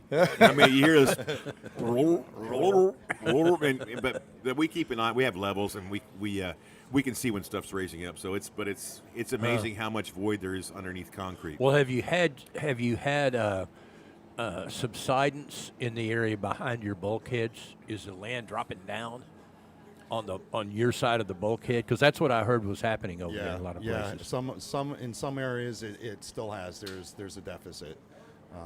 So like I said, I'm hoping that, the biggest thing is I told them when they came out, in New York, in the areas that I'm from out on Long Island, we had gates, to block Right. the water. And I Right. kept bringing it up. I'm like, why don't we have that here? That would solve a huge issue. Yeah. So apparently that's the way that they're going now. And I'm just, praying that they're going to come back through and say, okay, listen, have some engineering done yet again for the rest of our canal. Right. Well, what's been so? How long have you been on the island? When did you move here? I bought a house down here 8.5 years. Actually, the day that I was supposed to close on my house was the day that Harvey hit, that Friday. And I thought maybe it was a bad omen, but Well, you probably got some tide through there for Harvey. We got 6 feet of water. yeah. So actually, that's why I built up the backyard, because it pretty much washed out. So we put a lot of money into the property, and like I said, I wasn't planning on being here full time. But 4.5 years ago was enough of New York, and and I saw the writing on the wall. Well, you got a what new was mayor coming. up there now. He's going to solve all the problems. Oh, he's going to solve everything. So what Yeah. what surprised you about the island? About Anything about living here? Anything you didn't see coming? You know what? I've lived in what is small towns in New York. Yeah. But this is a small community. Yeah. And I love it. I've never lived in such a small community with such great people. Every day something is going on to give back to a charity, to help a neighbor. Yeah. I'm an emotional guy. I love life. I might get a little choked up, but I've never lived in a place where I felt just so at home. Do you miss anything about New York? Hell no. No, I lie. I miss the Italian food, and I do miss a crisp fall evening and the smell of the leaves. Yeah. Outside of that, I'm not leaving Padre. We don't really have. The only time we have any leaves falling here is when the wind blows and the palm fronds blow out of the palm trees. Yeah, those are big leaves. I found that They're out. great for your chimney, though. You make a heck of a fire with one of those things. Absolutely. But So yeah. you've been here 8 years. I didn't Yeah. realize that. Oh, you made Snowmageddon though. Yeah. That was the cold I've ever seen. I've been here 30 years, and I've never seen it that Yeah. cold. It was. It took me 5 years before I saw frost in my house on the south side. No kidding. Yeah, and now I've seen Well, like these 200-year events of the snow. I'm hoping with the kind of shift between El Nino and La Nina that we're going to end up with a nice warm winter without a good hard freeze. I'm tired of cutting my plumerias back. I'm trying to get. we didn't have a at least hurricane, 2 so- years through. I know it was very very interesting. I'm not sure what that means, but we didn't have we didn't really have a scare this year. But we had the baseball-sized hail that came out of nowhere. We didn't get it here. No, yeah. There's something weird about, and we've had this discussion before, the shape of the coastline right here. The hurricanes turn. We say that, knock on wood. Well, you say that high point over at like Labonte Park. There's that big high point, and I'm like, oh, come on, here's this line coming down. Yeah. Oh my God, baseball size with rain, 4 inches an hour, and then it goes, whoop, just splits. Yeah. Passes right, goes towards Sinton, someplace like that. It's weird, Faces and we us. see that with hurricanes over and over. They come right at us, and they used to turn south. Now they tend to turn north. The crazy the thing last is few. where I come from, Long Island, a town called Manorville, right next to West Hampton, out on the east end. Hurricane Sandy hit. I felt embarrassed. We were like the only house. I don't even know how we still had lights. It seemed like every storm there was 2 tornadoes on our street. but it was, at the other end. And the Right. major snowfalls seem to always blow over to Cape Cod and to Massachusetts. And I feel the exact same thing where I'm living here. It just seems like it just parts the other way. Right. So Well, if a tornado comes, my observation is covering tornadoes over the years, run to a bar, stay away from churches and trailer houses. For some reason, tornadoes seem to find churches and trailer houses. They never hit the bars. I don't know how that works. fair enough. Yeah, so I'll just pretend there's a tornado and run to a bar for safety. Yeah, there you go. Exactly. Yes, but honey, there was a tornado. Yeah, somewhere. I think they're calling for one later. So what are you going to Outstanding. buy next? Are you looking at any real estate? I'm always looking at opportunities. I told everybody, and especially like Mary Craft, I always said that I bought the 2 cheapest properties on Monopoly. Yeah. Because those were the 2 buildings that were in the worst shape. And I came down and helped their board of directors put them back together again and turn them into something. So, I'm always looking for a good opportunity. I still have hearing centers on Long Island. in Oh, you New York. do? Yeah, I still have 5 offices out on the east end of Long Island. I have an amazing team. My wife's the general manager and runs the show. Well, from you were here. telling me that hearing aids now have sensors in them. They can sense blood oxygen content and such. That I believe that's coming, but the hearing aids that I fit, and I have the exclusive actually for Padre Island. I plan to open here sometime in the near future. It's why I bought Padre Island Executive Suites, okay. was to open up an audiology center out here. But until I can do it 100% correct, I'm not going to do it. But the new hearing aids that we're fitting in New York were just released last month, and they're the only, not even Apple has this technology. They have neurological artificial intelligence, which mimics the cochlea. And What does that mean? it means that it is the closest thing to natural hearing that you can get. Okay. And we've been fitting them now for about 6 weeks, and people, you can't get 100% satisfaction on a washer and dryer. Right. We've got people leaving with hearing aids, telling everybody on their street, because the technology is just that amazing. Well, you were telling me, if I understood correctly, the ringing the tinnitus that people get Yes. is what is produced by the brain because it doesn't sense sound. In a lot of cases, it's from high-frequency hearing loss. So when you're not hearing the high frequencies or the softer sounds, there's a deficit and there's a lull. Your brain's not getting that information. So in turn, it's getting internal head noises and cross information from the nerves. So by offsetting it with amplification, you're basically helping alleviate that. I have severe tinnitus, and it started just after COVID. It's from going to too many of those Ozzy Osbourne concerts. Yeah, quite a few. You They'll blew do out it. your It'll eardrums. Do it. That, some AC/DC. Stay away from the bass speakers, man. Yeah. That and shooting sports do that. Oh, yeah. All that sort of thing. So- I got a question for. Why is it so loud when you're sleeping? Or when you're in a quiet room or a quiet car? Why is it the loudest then? Because you're not getting the ambient noise outside. And that's where the hearing aid comes in. You're picking up the ambient noises and the subtle sounds, so you're able to pay attention and function on things that are going on around you. So the worst times are when it's quiet. When you So go to it's bed at night. screening for the hearing aid is screening in a certain frequency range. So think of a stereo equalizer. It is very pinpoint specific on every frequency. So when we test your hearing, we find out what frequencies you have deficit, because you don't lose everything together. Right. You lose high end, you Interesting. lose Yeah, low yeah. end. So we can go in there and work on every single frequency very independently.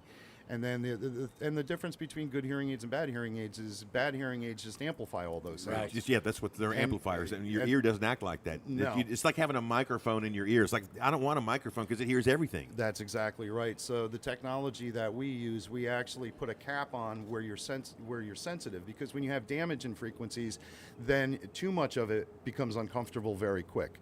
So people that have hearing loss and they go out, not only do they get ornery because they can't hear, but if it's loud, they start to get angry because it hurts their ears. Yeah. So we're able to fit that. It's called your dynamic range, and we're able to fit within that range to keep you comfortable, keep you hearing what you need to hear, and not overdo it. And the new technology is able to do that incredibly well.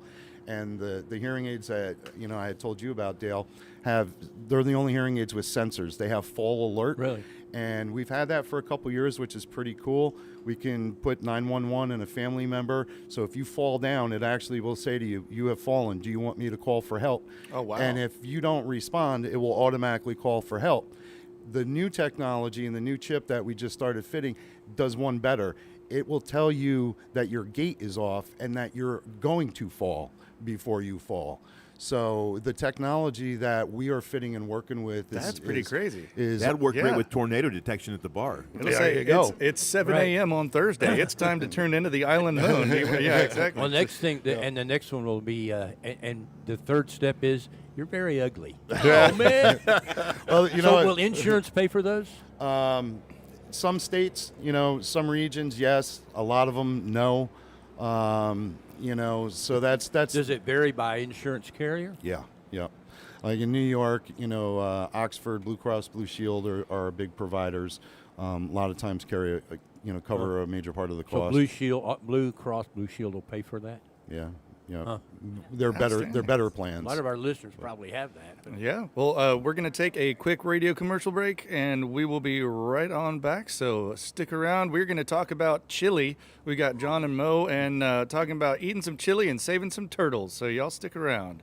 At the Port of Corpus Christi, we maintain a clear pathway for waterway commerce so that our customers can deliver goods and energy products to the communities who depend on them around the world. We work diligently to build and enhance critical maritime infrastructure and manage traffic 24 hours a day, 360. Okay. That's awesome. That was fun. Yeah. Ted's wife, she has tinnitus, didn't she, Ted? Yes. Just about everybody does. All his vehicles have Texas. Really? by the way. COVID got it? All but Oh, wow. That's crazy. Yeah, my hearing is going probably from shooting too many guns. Forget about it. But So, how about TRICARE? We don't have that in New York, so I don't know. I don't know what the plans That's are the out retired here. military. That's military. Gotcha. The retired 'Cause they don't. officers out here, that's mostly what they have. They don't. Well, I Not know. like ear doctors, they send you out. I know that the Oh, they VA here, like in New York, I've tried to work with them for 25 years, and they don't outsource. They'll make a vet wait 9 months. Really? To get their hearing aids and not outsource. Well, they have a lot of the retired officers have TRICARE for Life, which is a supplemental. It's what my mother had. My dad got hearing aids through it. So they were digital back when that was state of the art some years ago. Didn't Apple come out and say they're like? Oh yeah, they're horrible. Well, I'm sure. Really? But I just wondered, did they ever do that? Did people use those? Yeah, and Sony. The big thing was that just amplified? Who the heck was it? Bose. So Bose gave Elizabeth Warren $10 million for okay, coming Pac-Man. back. It's a whole nother story. All right, we are back. That was a quick radio break. And turn off the commercial thing. We are live on YouTube. Just go to Island Moon Live, and you can find us live here from Doc's Seafood and Steaks. We've got John and Mo. We're about to talk about eating some chili and saving some turtles. How fun is that? All right, this is the second annual chili cook-off that you guys are having. When's it going to be? This Saturday opens to the public at 11 o'clock, closes up at 3 o'clock with the awards for first, second, third, and People's Choice at about 2:30. Okay, so if people want to enter, I'm seeing there's a QR code here. Is there a website, or where can people go if they want to sign up? Yeah, theislandchilishowdown.com. Awesome, Island Chili Showdown. It's going to be at the Sea Life Center in the parking lot Oh, right okay. there. Hang on. I know last year we had a wonderful field to host our first annual in, but those fire ants and other creepy crawly things got us. It makes it interesting. And then Turtle Man showed up. Yeah, and then it went downhill from Went there. downhill once Turtle Man showed up. Got rolled over on his back and couldn't flip back over. That's right. We had plenty of people to help out with that. So who's going to be the judges? Do you know? So we have a head judge. It is Ted with Parrot Heads. He's Yeah. the president there. And he has picked 3 judges, or a committee but we're not going to tell who because Well, we don't want those contestants out there bribing the judges ahead of time. I tell you what, as a former chili judge, I learned never to do that again. Hard 'Cause on the stomach. oh man, you get you eat one little cup of 10 different kinds of chili, and you feel it. Back to that truck stop sushi again, right? Yeah, so truck stop sushi. Is it the rules that where you have to, like, you can't see the vegetable parts, or is it? No, it is not the Terlingua style Yeah. rules. This is open chili competition. So if you want to do vegan, you want to do chicken, you want Beans. to throw beans. Ooh. God forbid That's that the people question. do it. You know, This thing's hot. But- Watch out. But it is judged. Beans in the chili.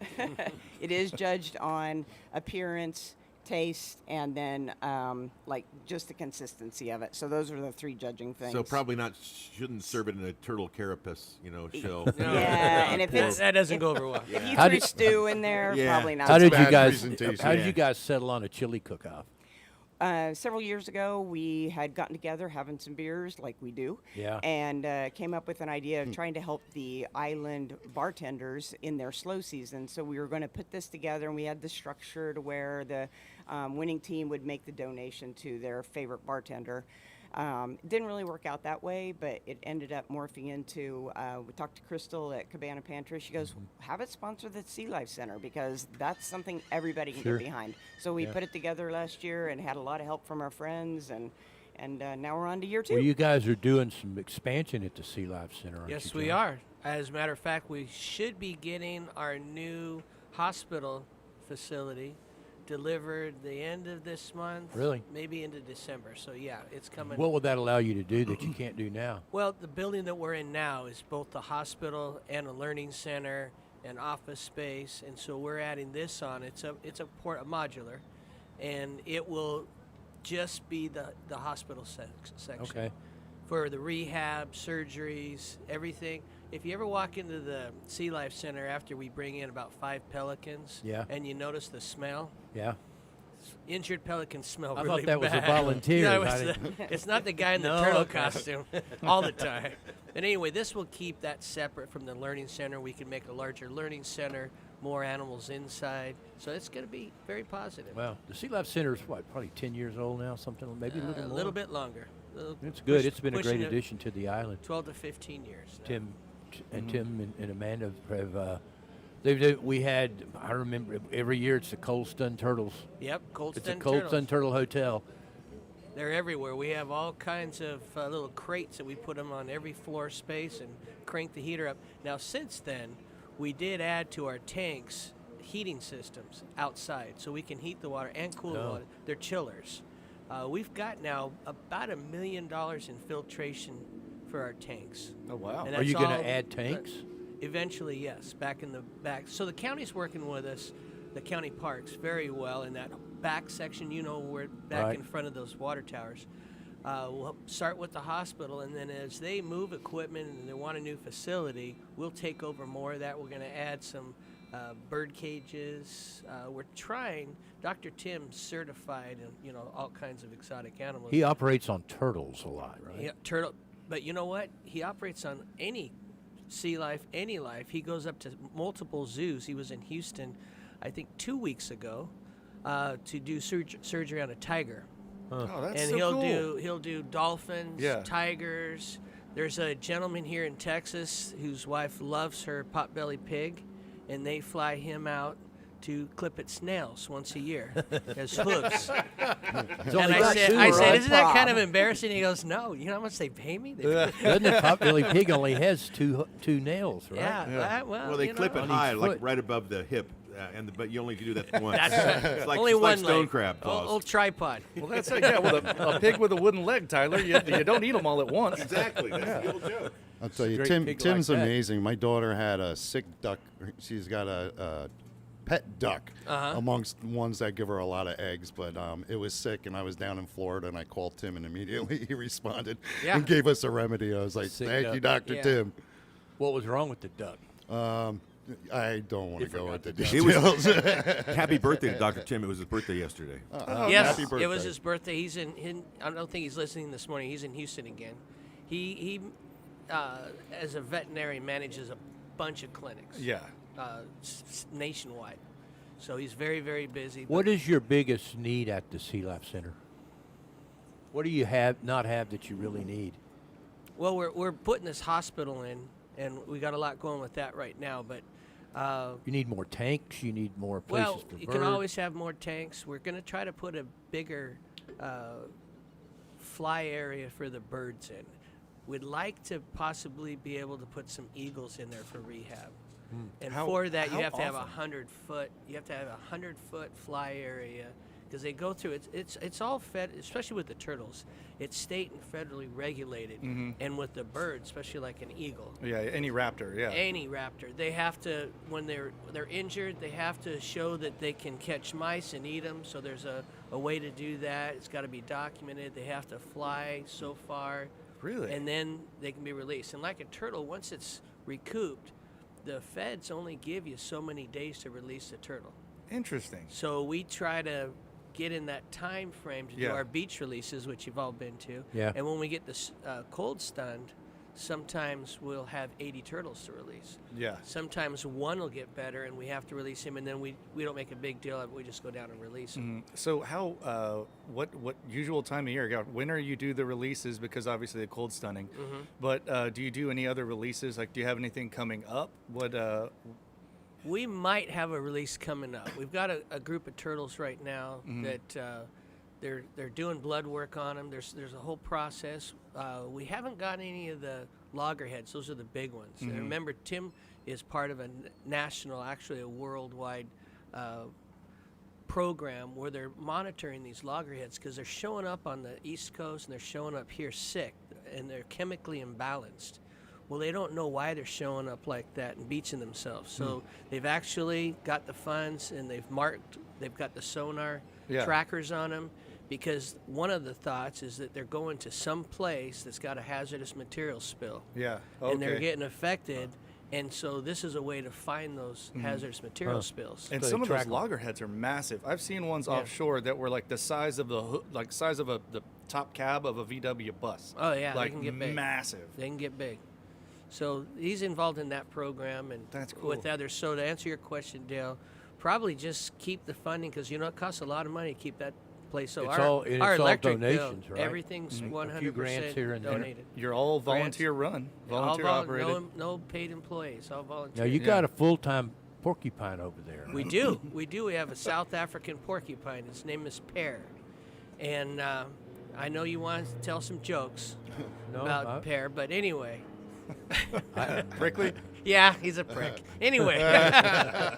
But he was taken by wildlife and illegally owned here in Texas. Well, he's been humanized, so you can't take him back and release him. We can't release him here, so he's a permanent resident. We built him a shelter. He's got an air conditioner. believe it or not, better than the Sea Life Center. Air conditioning is what we need. Anyway, and he's great. He's very friendly. That sounds like the makings of a cartoon.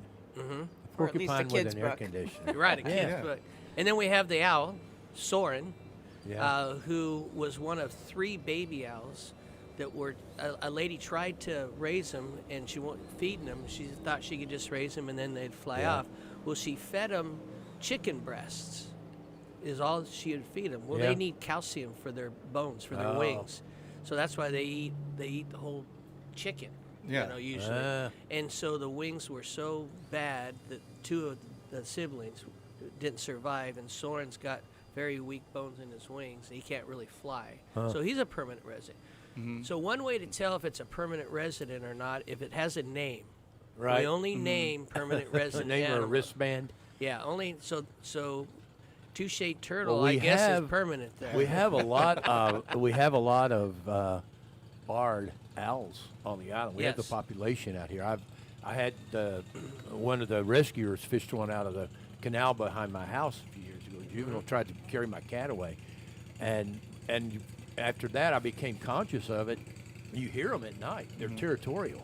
It sounds like a Harley going up behind us, but it's an old two-stroke motor on the back of a aluminum John boat. I thought it was a lawnmower. Yeah, exactly.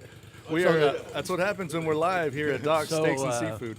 Chili cook-off Saturday. What time? 11 to 3. 11 to 3. So if you want to compete, you can go to Link. It's theislandchilishowdown.com, and then we also have a Facebook, same name, The Island Chili Showdown. Follow us on there, and the QR code is posted all around town as well, so look for that. And if you don't want to compete, come out. There's also vendors, so just come out. $5 for a tasting bag, and you can taste everybody's chili.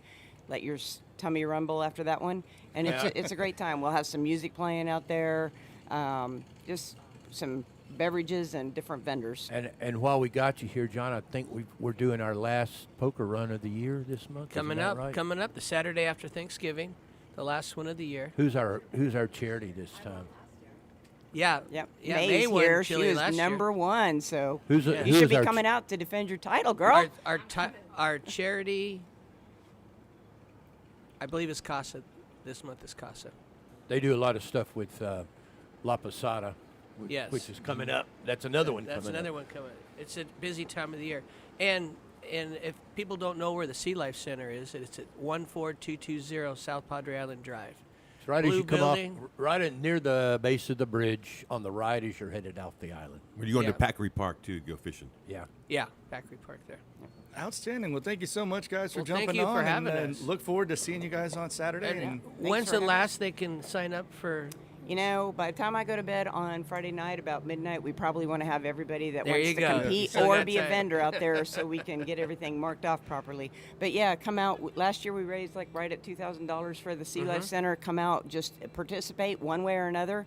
And even if you don't want to come out, you're phoning in from home. There's sponsorships of Loggerhead and several different other ones on there. So You have go on turtle the races? website. That's a great idea. John, could you volunteer and get that made set up for Saturday? I know who would win. He's a big, ugly turtle. Until you get knocked over, then you're on your back. That's right. Or it gets too hot, then I go down. That's a. If you have enough turtles, you could have it. Put them in a pen and let them race to the. They're out- very protected Yeah. by the government. You'd have to use if you want to tortoises. do that, okay. Yeah. Well, Just to that's- release them, we We'll have to all, have gloves we'll all on. end up in the federal slammer. that's why belt sanders aren't federally protected. That's why That's they right. race Yeah. those in That's Port right. Aransas. The Moon Monkey finished third in the 20th anniversary belt sander races, just for the record. Nice, nice, outstanding. Well, thank you guys again so Thank much you for for jumping having on. us. We're gonna get May Mendoza and the Riptide Cowboy on here in a sec.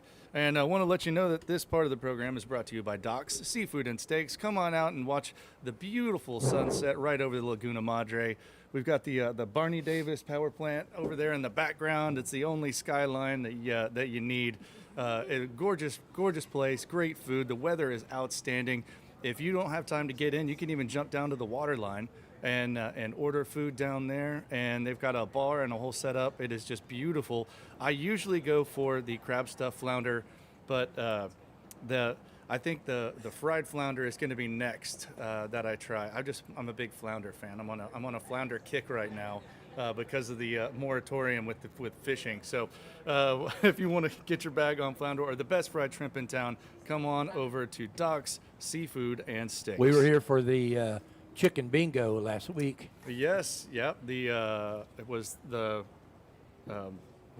event. It was a kickoff for. It was a cigar night, and it was also the first fundraiser for La Posada. Yeah, cigars of on the season. bayfront. You've got the lighting of the Christmas tree. You've got the first La Posada coming up on. I think it's December 3rd, if I remember right.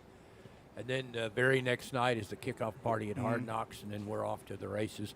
And they're moving Friday night judges and everything here to Doc's this year. Oh, yeah, that's so right. this is going to be ground zero on Friday night. What a great place to watch a nice, awesome boat parade. And if you want to do a little boot scooting, May, what do people have to look forward to? Well, we've got, is it on here? I got you. So what we've got going on after your Thanksgiving blues of eating a lot and you're ready to get out and dance and shed some pounds, we're going to be doing some boot scooting over at Michael Mays too, and we partnered up with Third Coast. events. I've got Jim here. He can kind of tell a little bit about themselves. But we're going to be doing dance lessons. We've had several people that have on the island that have had some interest in doing something different and fun, and we're even going to put sawdust on the dance floor and you name it. But I've got our. You're going to live- teach us how too, so we don't look stupid. Yes, I have several friends. So I have without it sounding bad, male dancers that are really good dancers that are know how to really two-step. So they'll be there too. So if you want to come in and do some lessons, we're going to be doing that from 5:30 to 6:30 before we get started. Okay, cool. And we're doing all kinds of fun stuff right now. We're just trying to get more involved with the community, especially right now. We're doing a food drive as well, benefiting local churches and the fire victims over in the Portland area. So we just have a bunch of great things And going that's on. this Saturday? Actually, the boot scooting starts. It's going to be the Saturday after Thanksgiving, the So the 29th. 29th, yeah. So it's starting at 5:30. It's the same night as the poker run. Yep, same night as poker run. So after you're done with So that, you want to you can come over have and come lots of fun dancing, that or night. come dancing and go do that and come back. But it should be a really great time. We're also doing open mic on Sundays now from 4. I can't believe all the talent we have out here. There's some amazing people. We did it on Sunday. That's totally true, May. Thank you so much. This is Jim Henderson, aka Riptide Cowboy. I don't really understand how I got that name, but it kind of works. And cool name. It came from my girlfriend. You know, she kind of Okay, we branded don't want to me. know anymore. We don't want to know. but it works. And again, this is a family show, so as May said, you know, male dancers, you know, leave your folded dollars at home. This is a family show. It is 21 and over for the dance on the 29th. But again, we just want to bring out some different vibes to the island, but with that southwestern, you know, dance hall flair, you know, and as you asked, we'll have lessons starting at 5:30 for an hour with Coach Lacey, a professional dance instructor. Line dancing or two-step? We will have both. Both? We will have Nice. two-step, waltz, little polka, and then some line dancing instruction. I'll just be supervising that part. I won't be involved probably, you know, unless they I want never me to- got past the Cotton Eye Joe and the Schottish. I never learned to do the other stuff. Well, then I want to see you out there Yeah. on top of the sawdust. Absolutely. May, we need to fill that beautiful parking lot of yours. I know. So you this have an would be a awesome good- parking lot there. Yeah. Makes it so much easier to get in and out because you can go out the back way too. You So can go all let's the way fill around. that parking lot up. All these people who get out there and go two-stepping. If you don't know Exactly. how, go early and learn how. Absolutely, and you can actually sign up online, and we've already had quite a few people do that Nice. for the lessons. And it's $20. That covers the $5 donation to enter the dance at 7. So come in for $20. You get an hour's worth of lessons, and you're staying for the night. We're going to keep you, and it's just going to be a great night of fun and just relaxation.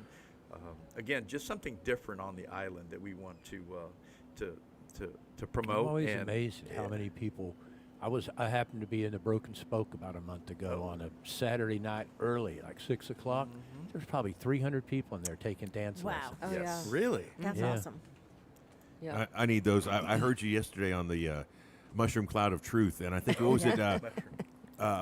Vertical machinations lead to horizontal intentions, or something like that. Oh, That sounds like a country western song, if ever I've Eric's heard one. very creative. It was something. Eric something was like on that. it yesterday. That was on a hilarious. roll. But he's quite the dancer, and he'll be there too. Oh, I'm sure. Yeah, he He's is. got He is that. a really good He- dancer. I've danced with him many times, and Nice. he's very professional. And I've got a couple of friends that have traveled. They were a traveling family of kids since he was a kid. They traveled and danced with the Grand Ole Opry and at the White wow. House. So I mean, they're like that's professional cool. That's dancers. crazy. So they're that is good a man friends of mine. many hidden talents. Mhm. Well, not him. These other two friends of mine, they're going to be there. But, I mean, he could have probably done the same. But it's like, I said, okay, I've got something fun. Y'all need to come out. I need dancers to help people learn. So if you don't have a partner, don't worry. Come out. I'll be there. I'm a good follower. That's the swing your partner round and round dances. Oh, isn't yeah. That, isn't that the yeah? The Yeah, Despacito. yeah, exactly. But it's a lot of fun, and it's actually a good workout. Like I said, after Oh, that's eating true. turkey on Thursday, it's just a lot of fun, and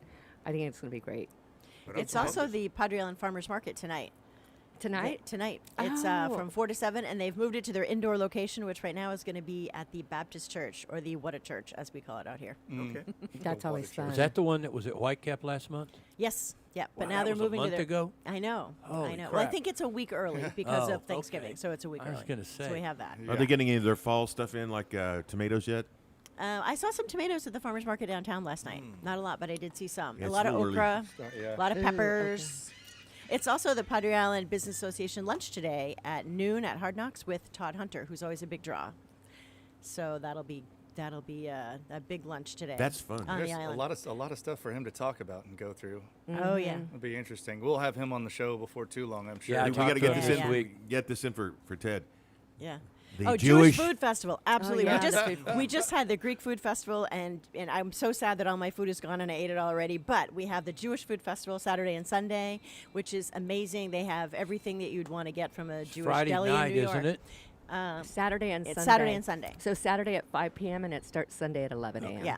I usually go on Sunday because they have bagels also, so I have a little brunch thing. But also can't wait. sometimes they're out of brisket. Here's the so. cheat sheet. Yeah. Yeah, we had a little sample It's- of it yesterday. It's also the Indian Health Fair and Festival where they have, and that's Saturday also from 11 to 3 out at their temple on Mackenzie and 37, and they have dancing and all the Indian foods. You can get Jewish food and Indian food this weekend, Matzo and it's ball Beer soup. Fest. Matzo ball soup, delicious. Fest, too. Stuffed That's right. cabbage soup they make. It's really, really blintzes on Sundays. You It's need to good. have David come on the show. He brought some samples yesterday. It's so good. Beer Fest on Saturday also Oh my from 3 to 6 at Heritage Park, and that's all the local breweries and a bunch of other breweries from the state will be there. It's really, really fun. Our friends from Beach Ball will be out there, Yes, and they'll absolutely. they will be at the Island Chili Showdown as well. Excellent. So Excellent. Chili on Thank you, Saturday and beer on Sunday. all our friends at Beach Ball for And supporting Jewish local food, charities. Jewish food and Indian food to soak it all up. There we Jewish go. food and Indian So food to soak it If all you're up. bored this weekend, it is your fault. I It is- know. oh, absolutely. If you're bored last weekend, this weekend, next weekend is insane too. Then I'd it say the is rest of the weekends entirely for the your fault. year Yes. with holidays coming up. There's a market over here at Market 37 on Saturday morning too, from like 10 to